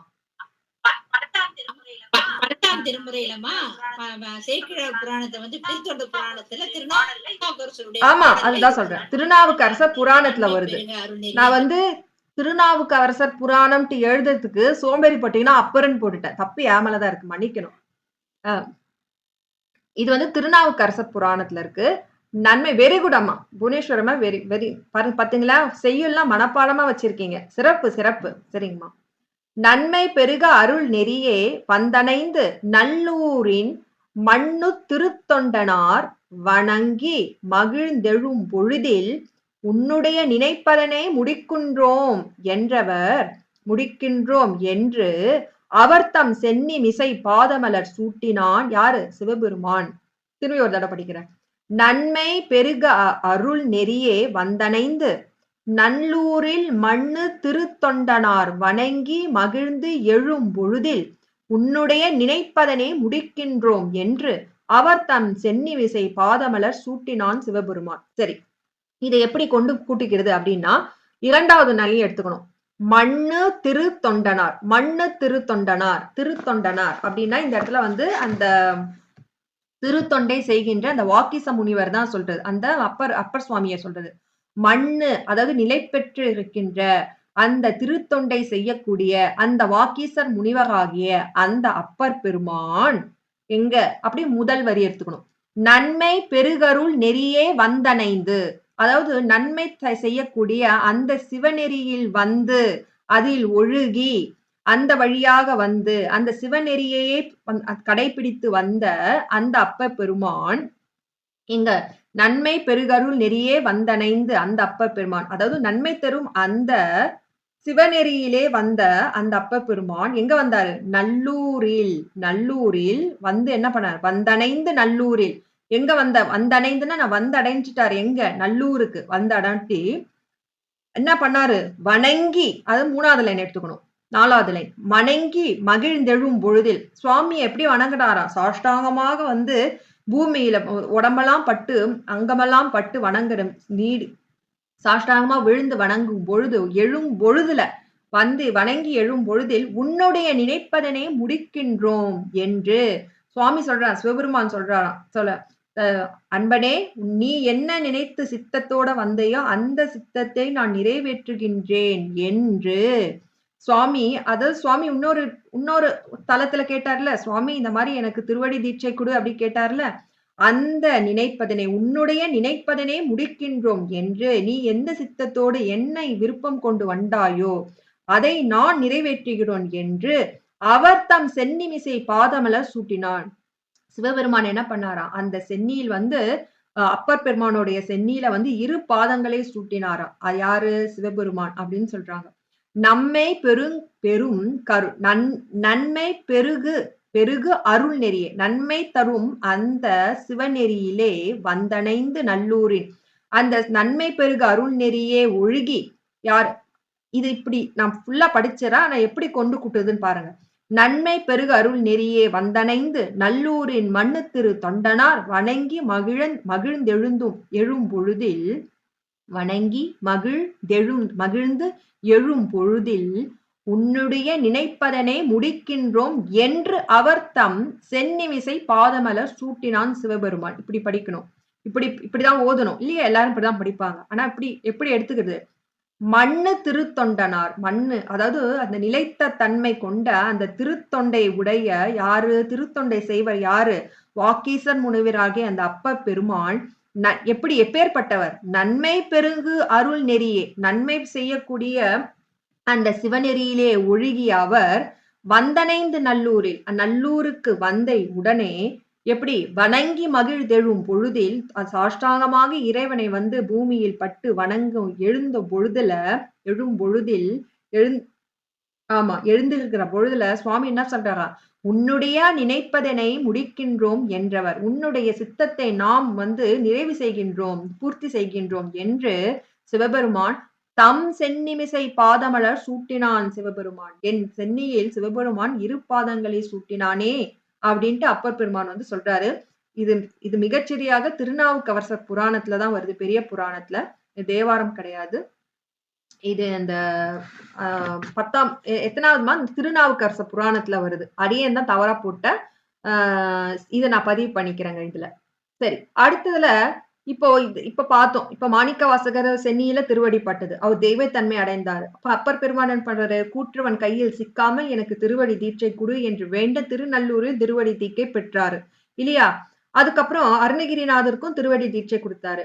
ஆனா இத்தனை சுவாமிகள், அதாவது எந்த அருளாளர்களாக இருந்தாலும், சிவபெருமானாலும் முருகர் இருந்தாலும் ஒரே சக்தி தான். ஆனா திருவடி தீட்சை பெற்றால் என்ன பயன் கிடைக்கும் அப்படின்னா, அதுக்கு ஒரு கந்தர் அலங்கார பாடல் அனைவருக்கும் தெரிந்த பாடல் தான்.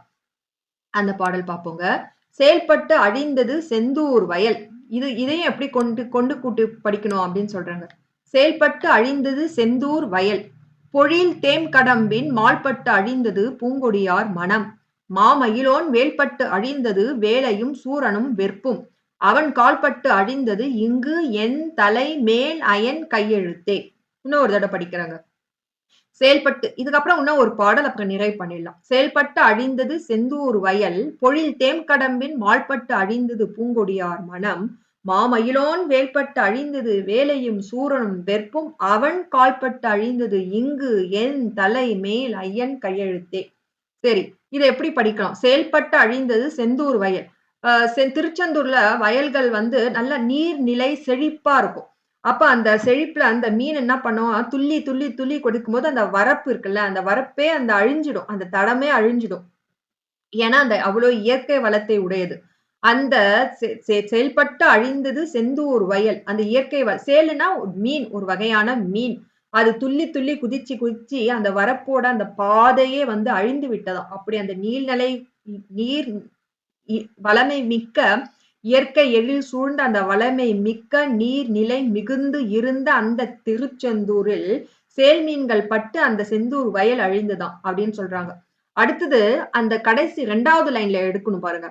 பூங்கொடியார் மனம், அதாவது பூங்கொடியார்னா அந்த பூங்கொடி போன்ற கொடியை உடைய அந்த பெண்களோட மனம் என்ன ஆகுமா, அந்த மனம் வந்து எது பட்டு அழிந்ததுன்னா பொழில் தேம் கடம்பின் மால்பட்டு அழிந்தது. பொழில் தேம் கடம்பின், பொழில் அப்படின்னா அந்த சோலை நிறைந்த அந்த கடம்பின்னா அந்த கடப்ப மாலையில் மால்பட்டு, அந்த மாலையில் அந்த கடப்ப மாலையின் சோலை இருக்குல்ல, சோலை நிறைந்த அந்த கடப்ப மாலைகள் மலர்கள் அந்த அதில் மீது மால்பட்டு மயக்கம் பட்டு அழிந்தது.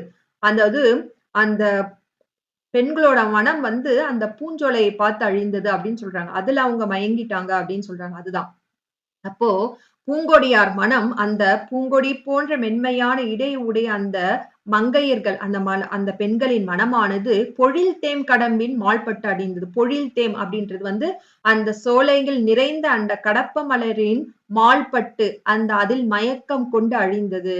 மாமயிலோன் வேல்பட்டு அழிந்தது. மாமயிலோன் அந்த பெரிய மாமயிலோன் பெரிய அந்த மயிலை வாகனமாக உடைய அந்த கந்தவேல் பெருமானுடைய வேல் பட்டு அழிந்தது எது? வேலையும்னா கடலும் சூரனும் சூரபத்மனும் வேற்பும் கௌஞ்சகிரியும் அழிந்தது. அவன் கால்பட்டு அழிந்தது இங்கு. சாமியோட திருவடி தீட்சை படும்போது என்னோட தலையில என்ன அழிஞ்சது? ஏற்கனவே பிரம்மதேவர் எழுதி வச்சார்ல, அந்த என்ன எழுதி வச்சாரு தலையெழுத்து, அது வந்து அழிந்து விட்டதாம். அவன் கால்பட்டு அழிந்தது இங்கு என் தலைமேல் அயன் கையெழுத்தே. அயன் பிரம்மதேவன் என் தலையில் எழுதிய அந்த கையெழுத்தானது திருவடி தீட்சையின் போது அப்போ அழிந்தது. அப்படின்னா என்னது? விதிவழி செல்லாமல் நாம் திருவருளின் வழி செல்கின்றோம்.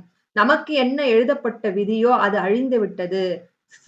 சுவாமியால் ஆட்கொள்ளப்பட்ட போது நாம் சுவாமி லோகத்துக்கு தான் போவோம் இல்லையா? அதுதான் இந்த உட்கருத்தது. அதான் செயல்பட்டு அழிந்தது செந்தூர் வயல் பொழில் தேம் கடம்பின் மால்பட்டு அழிந்தது பூங்கொடியார் மனம். இது நம்ம கொண்டு குட்டி எப்படி எடுத்துக்கணும்? பூங்கொடியார் மனம் எதுல அழிந்தது? பொழில் தேம் கடம்பின் மால்பட்டு அழிந்தது அப்படின்னு எடுத்துக்கணும். மயிலோன் வேல்பட்டு அழிந்தது வேலையும் சூரனும் வெற்பும். வேலைன்னா வந்து இந்த இடத்துல கடல், சூரன்னா சூரன், வெப்புனா மலை, கவுஞ்ச மலை. அவன் கால்பட்டு அழிந்தது இங்கு என் தலை மேல் அயன் கையெழுத்தே. அவனோட கால்பட்டு அழிந்தது எது? என்னோட விதி, அதாவது பிரம்மதேவன் எழுதிய விதி வந்து அழிந்து விட்டது அப்படின்ட்டு திருவடி தீட்சையோட பலன் இங்க சொல்றாங்க. இது புரிஞ்சுதுங்களாமா? இது எல்லாருக்கும் தெரிஞ்ச பாடல் தான். இன்னொரு தடவை சொல்லணுமா? அடுத்தது போலாங்களா?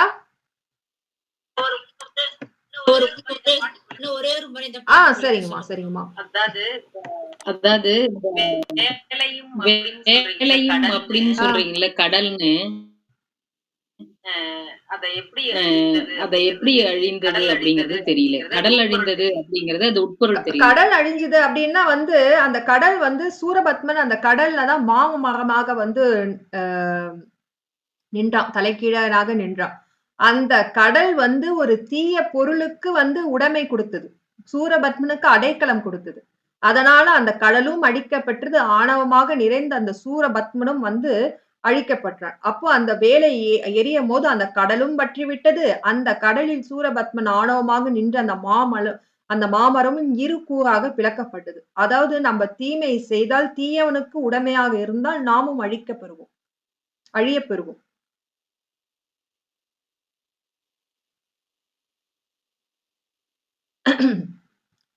செயல்பட்டு அழிந்தது செந்தூர் வயல் பொழில் தேம் கடம்பின் மால்பட்டு அழிந்தது பூங்கொடியார் மனம். மயிலோன் வேல்பட்டு அழிந்தது வேலையும் சூரனும் வெற்பும். அவன் கால்பட்டு அழிந்தது இங்கு என் தலை மேல் அயன் கழுத்தே. செயல்பட்டு செயல் மீன்கள் வந்து நிறைய இருக்குமா திருச்செந்தூர் வயல்ல. அது நம்ம திருப்புகழ கூட நம்ம படிச்சிருக்கோம். திருச்செந்தூர் திருப்புகழ். அது துள்ளி குதிக்க குதிக்க குதிக்க என்ன ஆகும்னா அந்த வயல்ல வரப்பு ஒண்ணு இருக்கும், அந்த பாதை ஒண்ணு இருக்கும். அந்த பாதையும் தடம் வந்து அழிஞ்சிடும். அது மட்டும் இல்லாம அந்த சேல் மீன் வந்து பக்கத்துல இருக்கிற பாக்கு கொலையையும் வந்து பட்டு பட்டு பாக்கு மரமும் உதிர்ந்து எங்க பார்த்தாலும் வந்து அந்த வயல்ல வந்து பாதம் தடமே இல்லாம போயிடுமா. அப்படி வந்து வளப்பு அந்த வளமை தான் சொல்றாங்க. அது இயற்கை எழில் சூழ்ந்து இருக்குதான். அத மாதிரி இந்த செயல்பட்டு அழிந்தது செந்தூர் வயல். அது மாதிரி பூங்கொடியார் மனம், அதாவது அந்த பெண்களோட மனமானது எதில் பட்டு அழிந்ததுன்னா பொழில் தேம் கடம்பின் மால்பட்டு அழிந்தது. அதாவது பொழில் தேம் கடம்பின்னா அந்த சோலை வனத்தில் செழுமையாக இருக்கின்ற அந்த கடப்ப மாலையின் மீது மோகம் பட்டு மால்பட்டு மயக்கம் பட்டு அவர்கள் மனமானது அழிந்தது. பூங்கொடியார் மனம் எதில் அழிந்தது? பொழில் தேம் கடம்பின் மால்பட்டு. பூங்கொடியார் மனம் வந்து அந்த கடப்ப மாலையின் மீது மோகம் கொண்டு அழிந்தது. மயிலோன் வேல்பட்டு அதாவது பெரிய மயிலை வாகனமா கொண்ட அந்த முருகப்பெருமானோட வேல்பட்டு எது அழிந்தது அப்படின்னா கடலும் வேலையும் சூரனும் சூரபத்மனும். அந்த சூரபத்மனுக்கு உதவிய யாரு? அந்த கவுஞ்சனும். அவன் எல்லாரும் அழிந்து விட்டார்கள். இதுக்கு இன்னொரு உதாரணம் வந்து சூரபத்மனோட இன்னொரு புள்ள இருக்கான். அவன் பேரு தெரியல, இரண்யனா நான் தெரியல. அவன் மிகுந்த நல்லவன். ஆனா அதே சூரனுக்கு தீமையான மகன் வந்து பானுகோபன். அவன் அழிந்தான். அவன் வந்து அவன் தகப்பனுக்கு வந்து உறுதுணையாக இருந்தான் தீமை தொழிலில். ஆனா அதே இன்னொரு மகன் நன்மைதான் செய்தான். தந்தைக்கு அறிவுரை செய்தார். இது தகாது என்று சொன்னான். அவன் வந்து முருகனால் அழிக்கப்படவில்லை. யார் தீயவனுக்கு உடந்தையாக இருக்கின்றோமோ, தாரகன், தரகாசுரன், கவுஞ்சன் என்றவன் தாரகனுக்கு உடமையாக இருந்தான், அழிக்கப்பட்டான். ஆனாக தீயவர்கள் வயிற்றில் பிறந்தாலும் ஒரு குழந்தை தீநெறியில் செல்லாமல் நன்னெறியில் இருந்தா அவர்களாக வந்து முருகனால் காக்கப்படுவான். அது நிறைய இருக்கு. அந்த இடும்பன் கதையும் அதேதான். இடும்பன் வந்து பெரிய சிவபக்தன். ஆனா இடும்பன் எப்படி வந்தான் அப்படின்னா, அந்த இலங்கையிலிருந்து வரும்போதுதான் அந்த அகத்திய முனிவர் வந்து அந்த மலை எடுத்துட்டு வா, சிவன் மலை, சக்தி மலை எடுத்துட்டு வா அப்படின்ட்டு ஒரு டாஸ்க் கொடுப்பாரு. ஆனா அந்த இடும்பன் வந்து சூராதி சூர ரவுணர்களுக்கெல்லாம் வில்லு சொல்லி கொடுத்தவரு. ஆனா அவரு எந்த தீங்கும் செய்யல. ஆனா தீங்கு நிறைந்த இடத்தில் இருந்தாலும் அவர் தீங்கு செய்யவில்லை. அதனால வந்து முருகனால் பெரிய சிவபக்தன், முருகனால் ஆட்கொள்ளப்பட்டவர் தான். அந்த மாதிரி மயிலோன் வேல்பட்டு அழிந்தது. அந்த மயிலை வாகனமாக தாங்கிய அந்த முருகப்பெருமானோட வேல்பட்டு அழிந்தது. வேல் கடலும் சூரனுக்கு உகந்த உடைமையாக இருந்த அந்த உதவியாக இருந்த அந்த கடலும் சூரபத்மனும் அந்த சூரபத்மனுக்கு நண்பராக இருந்து பல இழி செயல்களை செய்த அந்த கிரௌஞ்சனும் அவன் கால்பட்டு அழிந்தது. அதாவது சுவாமியோட அவன்னா இங்க சுவாமியோட கால்பட்டு அழிந்தது. இங்கு என் தலைமையில் இருந்த அயன் கையெழுத்தே, என்னோட தலையெழுத்து வந்து அழிந்து விட்டது. திருவடி தீட்சையின் போது என் தலைமையில் இருந்த விதி மாறிவிட்டது. அது வந்து உட்பொருள் என்ன? நம்ம திருவருள் மயம் பார்க்கும்போது நம்மளோட சுய சிந்தனை, தன்னறிவு கொண்டு எதுவும் செய்ய மாட்டோம். இறைவன் அதாவது நம் அறிவு கொண்டு செஞ்சா அது விதி வழி நம்ம செய்யலாம். நம் அறிவை இழந்து திருவருள் என்ன உணர்த்துதோ அது வழி போனாக்கா வந்து நம்ம விதி வழி செல்லப்பட மாட்டோம். அதுதான் இந்த உதாரணம் அவங்க சொல்றாங்க. அதுதான் உட்கருத்து. ஆனா உள்ள சரி, அடுத்து அம்மா பிரேமாமா ஓகேவாங்களாமா? அடுத்த பாட்டு போடலுங்களா?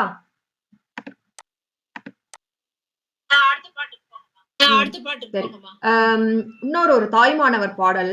அவர் வந்து என்ன சொல்றாருன்னா, மோன நிலையான அந்த சிவபெருமான் திருவடி தீட்சை பெற்றவுடன் நானும் மோன நிலையாகிவிட்டேன் அப்படின்றாரு. அவர் பாருங்களேன், அவரோட அந்த இது சொல்றாரு. அன்பருக்கு அன்பான மெய்யன் ஐயன் ஆனந்த மோனன் அருட்குருநாதன் தன் பாதம் சென்னியில் வைத்தான் என்னை தான் அறிந்தேன் மறந்தான் இறந்தேனே சங்கர. சொல்லுங்கம்மா.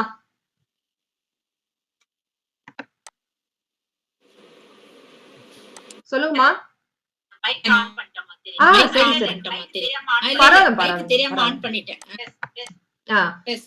அன்பருக்கு அன்பான மெய்யன் ஐயன் ஆனந்த மோனன் அருட்குருநாதன் தன் பாதம் சென்னியில் வைத்தான் என்னை தான் அறிந்தேன் மனந்தான் இறந்தேன் சங்கர. எவ்வளவு அழகான வார்த்தை. சங்கரன் அழகான வார்த்தை. அன்பருக்கு அன்பான மெய்யன், அதாவது சுவாமி வந்து அதான் சொன்னேன், அவனை வணங்குறவனுக்கு வந்து அவன் உண்மை பொருளாக திகழ்பவன் இல்லையா? அவன் வணங்காதவங்களுக்கு இருப்பான், ஆனா மறைந்து இருப்பான். இப்ப நான் சாமி கும்பிடல, ஆனா சாமி என்னுள்ளயும் இருக்காரு, ஆன்மாக்குள்ளயும் இருக்காரு, ஆனா மறைஞ்சிருப்பாரு. அவர் இருக்கிற இடமே தெரியாது. ஆனா உண்மையா வணங்குறவங்களுக்கு அவன் வெளிப்பட்டு தோன்றுவான். அப்படின்னா என்ன? சாமி இருக்கிறாரு அப்படின்ற உணர்வை வந்து அந்த கொடுப்பாரு. அதுதான். அப்போ அன்பருக்கு அன்பான மெய்யன், உண்மையான அவன் மீது அன்பு செய்பவர்களுக்கு அவன் உண்மை பொருள். ஐயன் என் தலைவன் என் அப்பன் ஆனந்த மோனன் ஆனந்தத்தை தருகின்ற மௌன சொரூபி அவன் இல்லையா? அதான் ஆனந்த மோனன் அருட்குருநாதன். அதாவது அருட்குருநாதன் அருள் செய்கின்ற குருநாதர். அது குருநாதர் வடிவுலதான் வந்தார். ஒரு நிமிஷம், இதுல ஒரு நல்ல அழகா எழுதியிருப்பேன். என்ன சொல்லியிருப்பேன்? ஓகே, அருட்குருநாதன் அப்படின்னா நான் எழுதியிருக்க ஒரு இது இந்த இடத்துல இந்த கிருபை, அந்த இது அருட்குருநாதன்ன்றதுக்கு வந்து நம்மளுக்கு அந்த பொருள் தேவையில்லை. ஆனா இதுக்கு வேற ஒரு பொருள் எழுதியிருக்க. கிருபையுள்ள குரு தேசிகன்.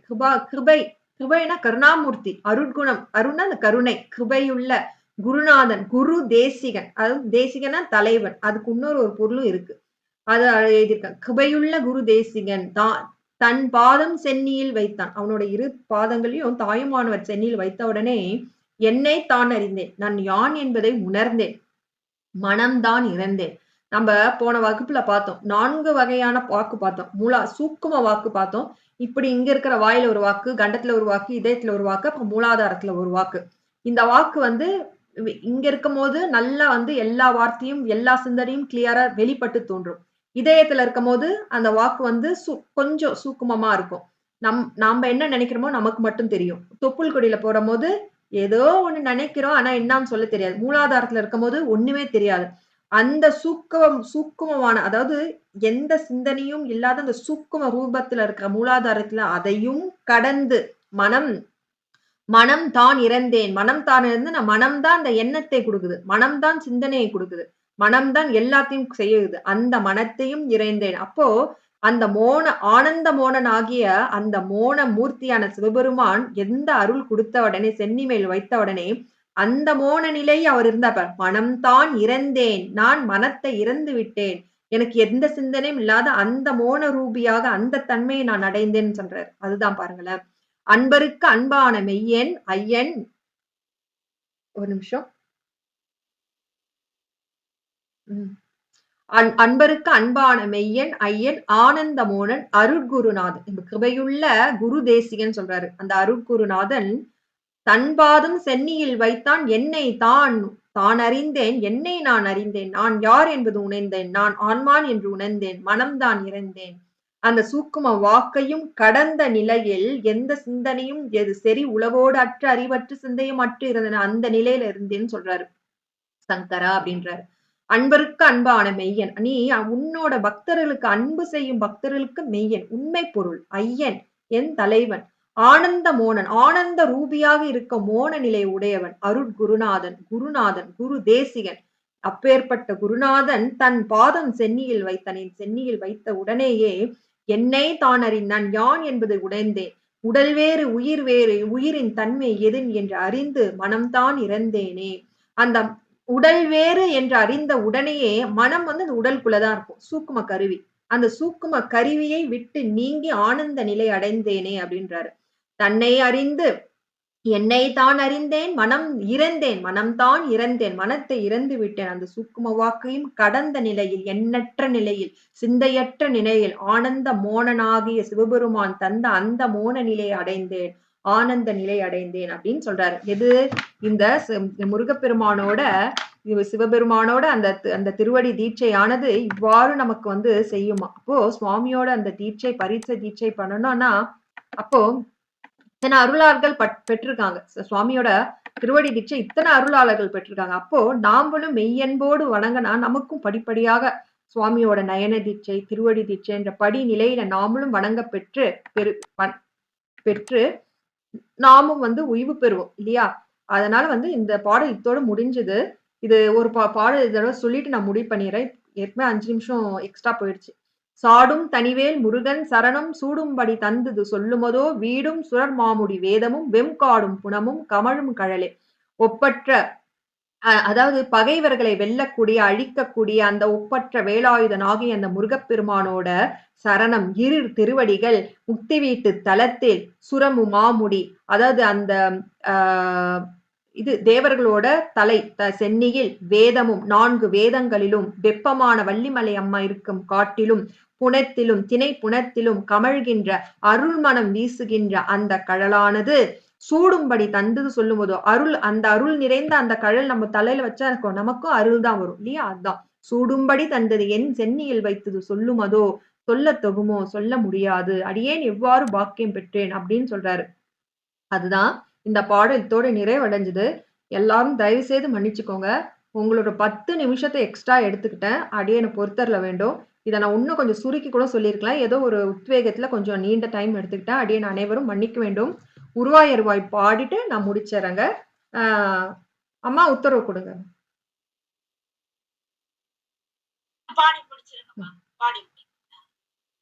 பாடி முடிச்சிருங்கம்மா.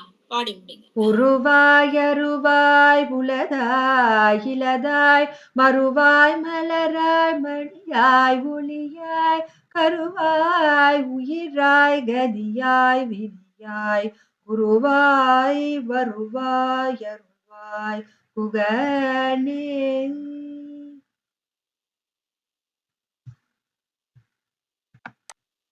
சிவாய நமः.